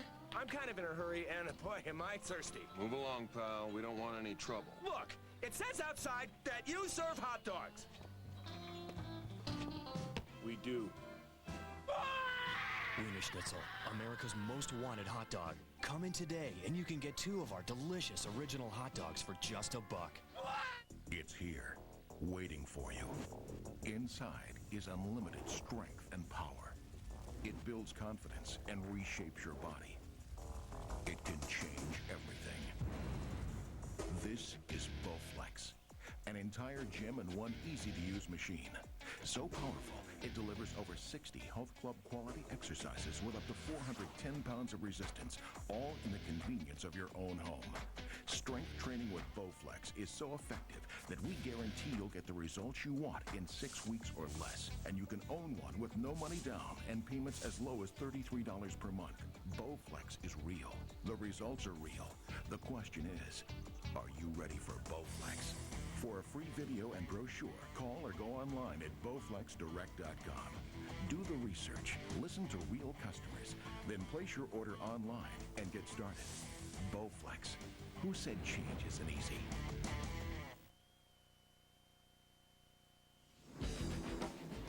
Mark Reed will try to hold off number 80, John Nelson. Todd Souza in the 6, and defending race champ Jim Engelbright. The number 20, Craig Rodman in the deuce, Bob Lyons 44, and ex-Trans Am racer Greg Pickett in the 86. Those will be the front runners when we go back to green for this restart, and we'll have 10 to go. Yeah. Go ahead, Darren. I'm sorry. It should be a really good shootout here. I mean, these cars are all pretty equally matched right now, on pretty similar tires. Should be a good shootout. Yeah, I mean, the interesting thing, though, is the strategy of our leader, Mark Reed. Remember, he pitted on lap 23, which is 41 laps to go. That was 31 laps ago, but 17 of those laps have been under caution. And his strategy was pretty darn good, Larry, because he's in front when it counts. Where it's safe. That's right. Field bunches up for the restart. We're back under green. Reed takes him full throttle through the area where Steve Petty just crashed. And on through turn 1 and up to the top of the hill, turn 2. You climb about 120 feet of elevation right there. It's a long pull. Got a car around up there at the top again. Right in front of the whole field. That's Bob Lyon, 44. Everybody's trying to take evasive action. It's really, really tight up there. We stay green, but for that one corner where caution is waving. They've increased this runoff area over here quite a bit at the top of that hill. Those tires were right out next to the racetrack. Meanwhile, back at the ranch, Reed under pressure from number 80, John Nelson. Looking out of Jim Englebright's car, the 20 car, he's in 4th position right now. He's got a little ground to make up here. We'll get back to the stripe. He'll only have 9 laps to do it. Those front 3 have kind of broken away from everybody else. Yeah, look right behind him, Darrell. That pack coming in now here at turn 11. Up to the high side, Nelson looks for the lead, but he's got the long way around and can't do it. Took a little different approach. Yeah. Yeah, I mean, Reed's running the line you run. You actually are below where the racetrack groove is. Look at that second pack. Craig Rodman trying to hold off Greg Pickett. There's some hungry hounds right in here, boys. You get 10 to go, business picks up. Oh, yeah. The intensity goes way up. And you wouldn't know the difference if these guys were racing for $100,000 or $10,000. In 7 races, Darrell, there's only 5 drivers who've made over $10,000 all season in this series. So it's for love and the chance to advance, not for money. They must have nice trophies. Whoa, look at the 10 car. Trouble for Joanides in the number 10. See if he can make it around to the pits. I don't see how he could be. I don't see I can see anything the way that windshield is laid back. He's just going to try to get over here out of harm's way. That hood laid up over the windshield. I don't see how you can see much. You can probably see out the left side to see the wall, and that's probably why he went off course there. He was following the wall. Here's what happened. Here he comes. Oh, he makes some contact right here. Knocks the hood loose. Over the top of the car it goes. He got into the back of Eric Holmes. Second place. Here comes Englebright to the inside. A dive bomb pass. Ooh, this is going to be touchy right here on the outside. Get squeezed off real easily right here. Got to get inside. Got to give you some respect. Made the pass. And Great even in pass. making that pass, he gained a half of a tenth on our leader, Mark Reed. Englebright right where he wants to be in the waning laps here. 8 to go. He's got a fast car, and boy, that was a good pass. Oh, look at the left front kicked out on that. That's the hood one. Yeah. I just don't see how they can't see where he's going at all. I think he's broke that left tie rod, Darrell, when he ran into the back of 63 Eric Holmes. And it's going to be very borderline that he's going to make it to pit road before the leaders get to him. He's down here in the S's right now. Yeah, and he's got to cross over the racetrack right in front of these guys. Oh, and he's right in harm's way. Oh, my gosh, right at a bad spot. That's a fast part of the track as you come down for turn 10. Englebright looking for the lead, and they get past that slow car.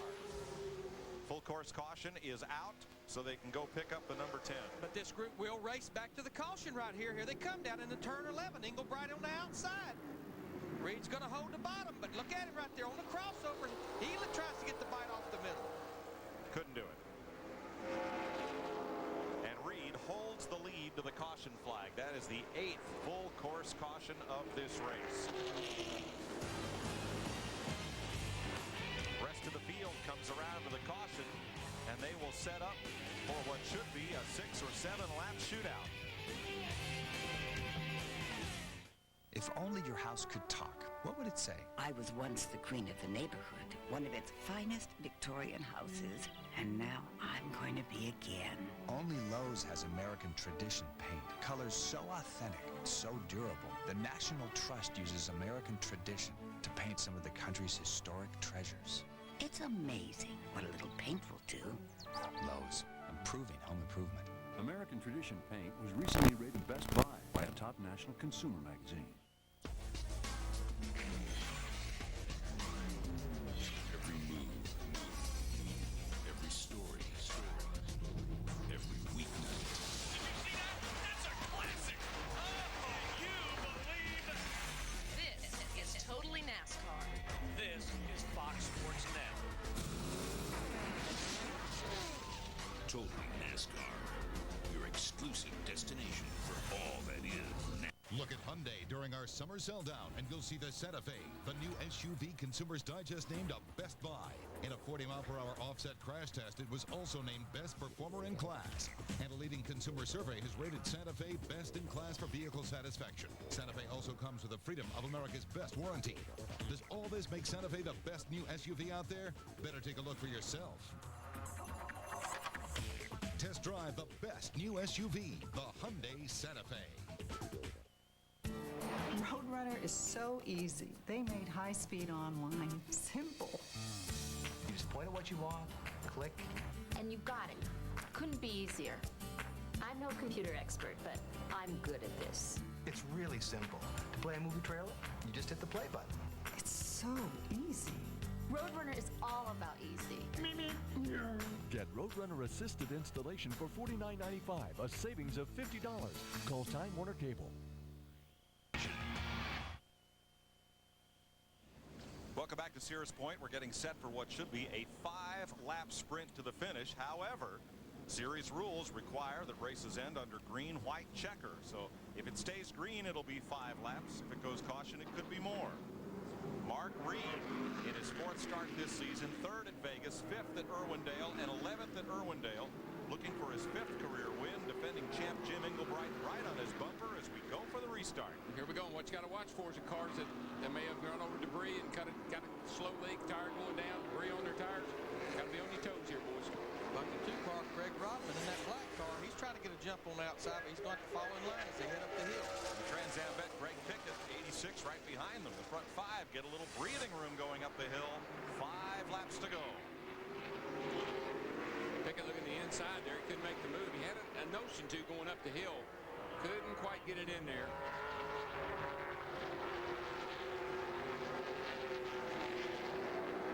Jim Englebright in the 20 car. Now remember, he won this race a year ago. Same race car up on the Ripple Strip. He'll be coming to 4 to go. This is where you got to reach down and get all you can out of that piece, DW. Oh, yeah. No more. Stop working your mouth and start working your hands. That's what this is all about. No time to be calling in, telling them what's wrong with the car, because they can't do a whole lot about it now. John Cox, the only repeat winner of this race. There's Pickett. Losing a little ground as they come down. You know, I've been here as he goes by us. It sounds like that car's not running on all 8 cylinders, like it's got a dead miss in it. Seemed not hurt him up through the tight turns, but it hurts him a little bit down through these S's where you get up a lot of speed. To the inside comes the 80. John Nelson. Not quite. Englebright tried to go to the high side, almost lost the position by trying to do that. 4 to go. And really, when you go, there's only one way around that turn 11. That's right in there next to those tires. But exiting that corner is what's so tough, because the back end wants to snap out from under you. Some guys will get out a little wider, trying to make the turn a little bigger, and not accelerate out there quite so hard. Uphill, over the top of the hill, a blind rise, and then you look straight down the mouth of turn 4. Right now, it looks like what Englebright's doing, he's driving the car in deep, but he's paying the price on the exit of the corner. Reed's able to get back to the throttle and accelerate off the corner better. When you come up over the top of that hill there as you head down turn 4, it's like trying to hit a golf ball on the green where you can only see the top of the flag. You pick out a spot down there, and that's where you want to be lined up when you come up over the top of that hill. Dick Berggren. Well, Darrell Waltrip, you got a good pair of ears. Crew Chief Mike Halloran has just told me, indeed, Greg Pickett does have a skip in that car. Earlier, they had a clutch problem. Now it's a skip. They think maybe it's an exhaust leak. He's doing a heck of a job hanging on to 5th place. There's a spinner, 06 Martin Mitchell. For the lead. Look at that. Down on the outside. I mean, he just drove it down in there a little harder. Pay the price coming off, though. Again, Mark Reed right against those tire barrels down there. He's not going to give it. That's what he's got to do. Got to hold the bottom racetrack. And that's the quickest, shortest way around there. But your car's got to handle pretty good to do that. A lot of oval races are won diving into the corner. Road races are won coming. Whoa, he got loose up here off turn 2. Couldn't take the pressure. Come on, baby, get it back up on the racetrack. He's there, but he's going to drop to 4th place.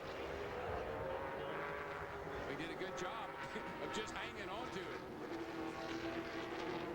I definitely think Engelbright had a lot faster race car, but as we always say, one thing to catch him, another thing to pass him.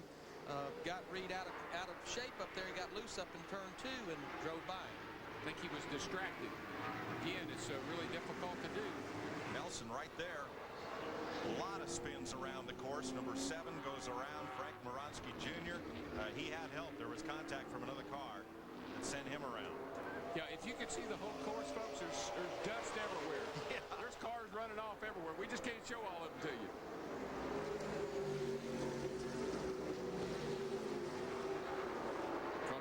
He's going to come down here. He's going to try that outside pass. You can get up there, but, buddy, unless you can cut it under him right here, and it's hard to do, you're going to lose ground. You got to get under him way before you get to the corner. You got to get that position right on the entrance to the corner.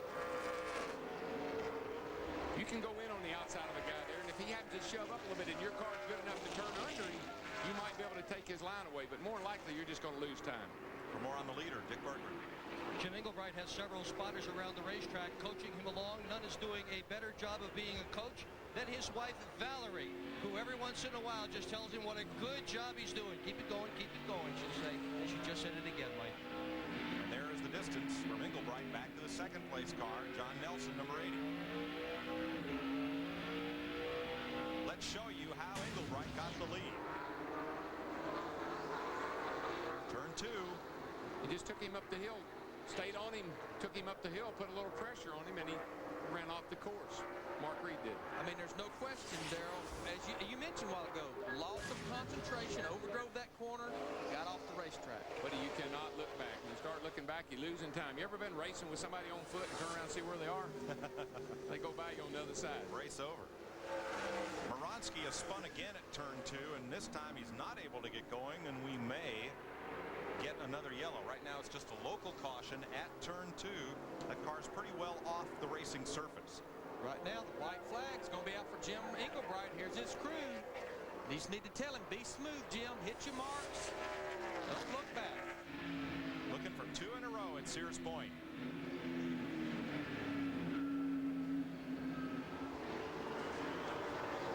He'll have a couple of slow cars to go by, but he's got put quite a bit of distance on Nelson in the 80 car. And Nelson, you know, you got to give him some credit, guys. He started back in 29th position, so he has done a great job of doing his pit strategy and staying in the hunt. And did my theory. He stayed on the racetrack. Well, no, that's okay. For a little bit he did. That's okay. A lot of runoff area there. You can do that and not pay the price. This is no time. Just hang on to 2nd place, brother. Don't worry about you're not going to catch Engelbright. You might as well just hang on to 2nd. He's got to keep Rodman behind him, though. Got a slow car here. You're going to work by him, but Engelbright's well out in front and on his way. Here he comes down through the S's for the final time.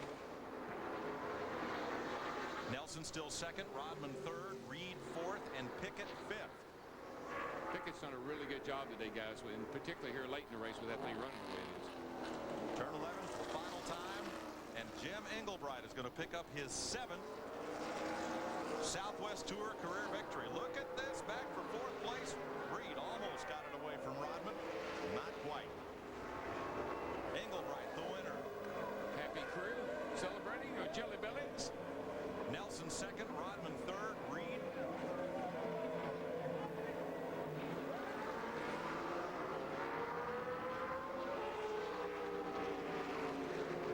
Two in a row for Jim Engelbright.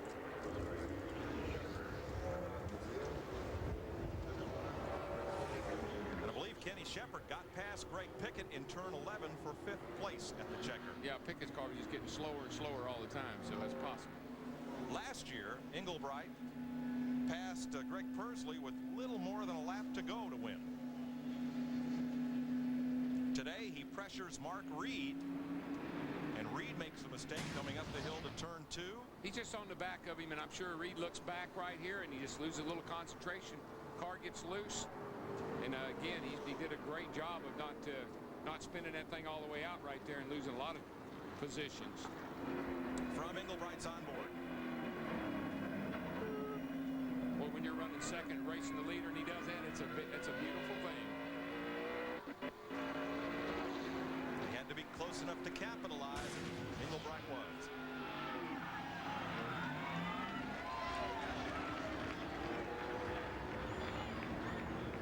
Pretty happy camper there. Had a good race car all day long. And look, it doesn't have a dent on it. And it still has the hood. That ought to send a message to all those other guys.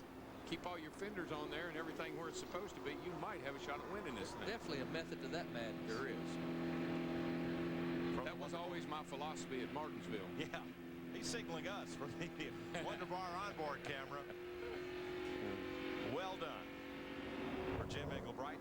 Time to make those donuts. Here we go. You going to buy us a couple of dozen here, buddy?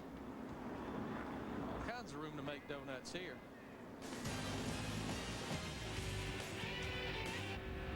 Jim Englebright is our Southwest Tour winner. We'll be right back with more from Sears Point. It's Toyota's July 4th Spectacular. Get $1,500 cash back on a new 2001 4Runner Limited or V8 Tundra 4x4. Now we're talking. 4Runner is Toyota's most popular SUV, and Tundra just received the highest safety rating ever of any full-size pickup. Solid. Hurry! $1,500 cash back on 4Runner and Tundra ends July 9th. We gotta get this. So see your Toyota dealer today. For the Los Angeles Lakers, it was back-to-back and better than ever. I don't believe what I just saw. Join the Lakers celebration with Sports Illustrated's NBA Champions Pack, featuring the thrilling official NBA Finals 2001 video, plus this Sports Illustrated hardbound commemorative. This individually numbered classic captures the Lakers championship run. Both are free with your paid subscription to Sports Illustrated. Your free video features exclusive footage of the star-studded Lakers championship season. And slams dropping the sledgehammer. It's all free with your paid order of 55 issues of Sports Illustrated for only $1.64 an issue. Save 45% off the cover price. This great Lakers championship hat is also free when you use your credit card. Designed exclusively for Sports Illustrated, it's adjustable and fit for a champion. Call now and get all three free. The Champion Lakers and Sports Illustrated. You can't beat them. Jim Englebright has won here at Sears Point for the second year in a row, and again used a late race pass to seal the deal. Yeah, he had a good car. He took care of it. Like we said, he kept all the fenders on it, didn't tear the thing up, and he's in victory circle. Let's see what he does here. A little donut work in. Whoa. Good donuts. Yeah, look how fast that baby spins around. Yahoo! Viva Las Vegas. Woohoo!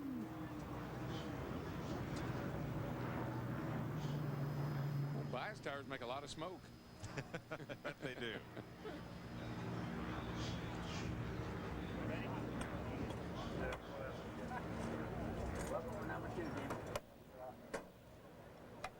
Comes the Hans device, supplementary restraint along with the shoulder harnesses. And let's get down to Steve Burns, who's there in victory lane.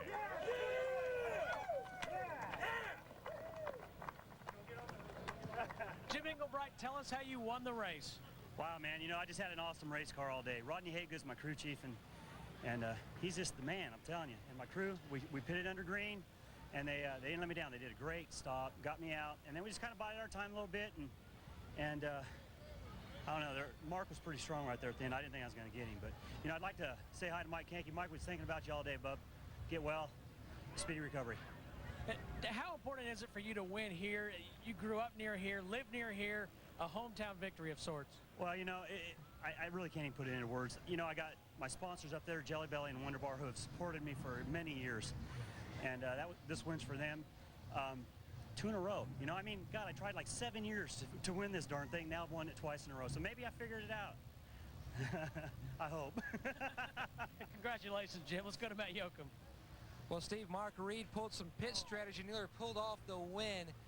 Boy, you didn't need to see that caution with 5 laps to go. No, we didn't need to see the caution, but I think we were good. I mean, we had a great car in the happy hour yesterday, and we saw that we definitely weren't a top 5 qualifier. But even like right there at the beginning, we could run right with the lead group. It just got better as it never went away. It was just awesome. You know, the Food for Less Foodsco car, Jerry Pitt's crew. It was the car to beat. We had their pit stop strategy. You know, Jerry came over with us from Winston Cup, and he knows what to do out here. We just needed, you know, a little bit, you know, more green would have helped. But on top of that, I think the 7 car, somebody dropped a radiator in turn 2 with 2 to go, and I cleaned it off and drove. I couldn't turn it, went straight off the track. But you've had a great year all around. I mean, a good run today and a great year so far in the Winston West Series. It's been a spectacular year. Food for Less came on board really full-time 2 years ago, and it's just been a godsend. We knew what we could do, and they've given us the tools and resources to do it. Came out strong again with Jerry Pitts. We 4th first race, Winston West, won the next race, 4 pole positions, leading rookie in the championship. Right now, we're tickled to death. Describe how the 20 car got around you. He just was pressuring me real hard, and then my spotter yelled at me going up the hill to stay low that I believe, again, it was a 7 car that dropped a radiator, and I was on the ripple strips, and I drove. I cleaned the majority of it off. I went out in the dirt, and he was able to keep it in between the stripes, and he got by me. 2 years ago, he finished 2nd. Today, Mark Reed finishes 4th. Today. With John Nelson, who started way back in 29th, finished 2nd. Well, what does that say about these people who claim you can't pass on a road course, John? Well, the big difference is I'm not a road racer, but if you know anything about my background, I built the off-road motorsports trucks for General Motors, so I'm an off-road guy, and this is off-road racing. Off one berm, off another berm. It's an absolute blast. A lot of fun. You had a good time today? I had a ball. All right, let's go to Matty. Well, Kenny Shepard also played some pit strategies today. You pitted late, but almost too late. Yeah, I think we did pit too late. You know, our strategy was incorporate a lot of green flag laps, a lot of green flag run, wear the guys down, wear their cars down. Just didn't work out. You know, we had most of the second half of the race was under yellow. We really only had 6-8 laps to run the Save Mart Pepsi car hard up front. Just didn't have enough time. And with the new areas of the track, I think you're going to hear a lot from the Cup guys tomorrow. It's pretty tight. Well, good run today to Dick. Well, you heard about Craig Rodman's team telling him the left front wheel was okay. Well, take a look at that left front wheel. Craig, you still pulled off a good finish. How'd you do it with the front end all bent up like that? Man, just drove the wheels off it, literally. I mean, I just did everything I could to, you know, to keep the pace up and try to catch those guys and make up time where I could. And the tow out was off and the thing steering all over the place. But hey, you know, we made it, and my crew chief Tracy kept me calm. And just got to thank folks at Yerf Dog Fun Carts for, you know, making this all possible, and my whole team. Man, these guys are awesome. I say it every week, but they're awesome. This is a team sport. What's it like at well over 100 miles an hour to have a car that's going all over the place here? Really scary. I mean, it's like you know, it just doesn't know where it's going. You know, when it's towed in, it wants to turn right or left. It doesn't want to go straight anymore. And this is the definition of brave, because this guy was hurt just last year. Rodman races for Dave Reed and is a protege of Ron Hornaday, who's won this race a couple of times. Let's have a look at the results. Jim Engelbright, winner for the 2nd year in a row. John Nelson, a surprise 2nd place finisher. Rodman 3rd. Reed 4th. Kenny Shepard 5th.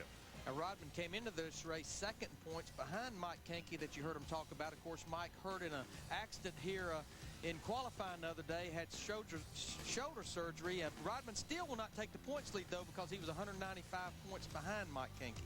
And our pole sitter, Steve Petty, airlifted to the hospital just as a precaution, complaining of soreness in that right shoulder. Buckshot Jones finished on the lead lap, got himself some valuable road racing experience for the Winston Cup race coming up here on Sunday. And a look back through the rest of the 42-car field, many of which were not running at the finish. Of course, Steve Petty finishing 33rd, our pole sitter, got on his roof.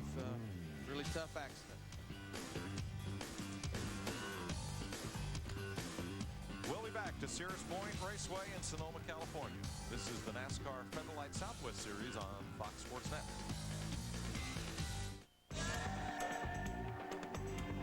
If you want more... Welcome back to Sears Point. Now, M.K. Kankey, despite that broken femur in practice and qualifying and not being able to run this race, he still has a narrow margin on Craig Rodman. Augie Bidovich Jr., who was off the lead lap today. John Nelson, who finished 2nd today. And Greg Pursley, who ended up out of the race, are the top 5 in the points. Matt Yoakum. Well, Mike, I've caught up with Rudy Reback. Started the day 8th, and at day's end, will now go home with a 6th place finish. Good job. Yeah, thanks. We had a great day. The crew did a wonderful job. We had, you know, we didn't have that flat tire on the right side. We could have finished better, but the Hall Kenyon Symmetry Racing team and my sponsors, Symmetry Hall Kenyon, and Rob Smeltzer here, my crew chief, does an unbelievable job. And the whole crew was wonderful. We had some great fans out here, my lady Pam and Brandon, and it was just a wonderful day. Thanks for a great day. Thanks to Fox Sports for being here. Well, congratulations. Now let's go to Steve. Steve? Well, thanks, Matt. Greg Pickett finished 60. Also told me he's the highest finishing grandfather in the field. Yeah, that's probably right. You know, we just come out here like once a year and shake it up a little bit with the young guys, and it's a lot of fun. You know, yeah, I have 5 grandchildren. Scotty Sharp, who's on the pole at Indianapolis, is my son-in-law, and he's got a couple kids, so we want to say hi to them back in Indianapolis. We had a fun time today. All right, great job. Let's go to Dick.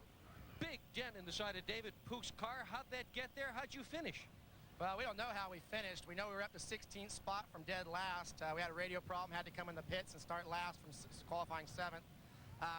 Don't know who it was. We had the lead. We had a good run coming off of turn 8 back there, and then someone I had the line straight down, and someone just came into the door, tried to move me over. Last I know, he was in the dirt, and I was running down the racetrack straight line. That's road racing. Let's go up to Mike.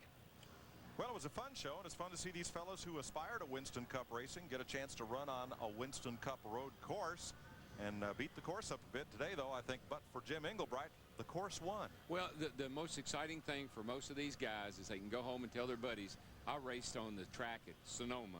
And this is a famous racetrack. A lot of great racing's taken place here through the years, and it's fun to etch your name, in Englebright's case, in Victory Lane, in Victory Circle. For these other guys, just to have competed on this track today was a big accomplishment. And what I like, and we talked about it in the opening, is the different strategies. Jim Englebright, those guys pitting under green, getting their tires, and then you look at Mark Reed that led the race up till about 2 laps to go, got his tires very early, kept that track position with all those cautions, but then, as you heard him say, get into the liquid up there in turn 2 and got off the racetrack. All right, a fun day here at Sears Point. From our California condo above the S's, let's go down to the Hollywood Hotel on Gilligan's Island in the infield here at Sears Point. All right, thanks. I don't want to be Gilligan. You're the skipper. But we're celebrating the Jelly Belly Wonder Car. See, this is the wine country. Marianne. That's what matters. Marianne or Ginger. But Jim Englebright, they mentioned, not a regular in this division, Jeff, yet back-to-back wins, at least when he's come here to run. What does a driver take from this experience on this very difficult road course? Patience. You saw right now that he had a lot of patience. He combined that with experience. He related it back to the fact it was the 7th time he'd been here, 8th time he'd been here. It takes a while to get a feel for this place. He's got it down now. He better watch out next year. All right, Jim Englebright, his 7th career victory. 5 laps led today, took the lead on the lap 62 and wound out on top. Be with us on FX. Fox Racing continuing Sunday as the Busch Series is brought to you from Milwaukee. Kevin Harvick, your Busch points leader. We'll keep an eye on him. Check it out. From Sears Point, we're ready to roll. 42 cars beginning the Featherweight Southwest Series race today. Thomas Martin having some problems. Travis Clark having some problems. There were 8 cautions in this race. In fact, some drivers didn't know where they were going. But after taking the lead on lap 62 in just his 2nd start of the 2001 series, Jim Englebright in his Jelly Belly Wonder Bar Chevrolet wound up the winner in Sears Point.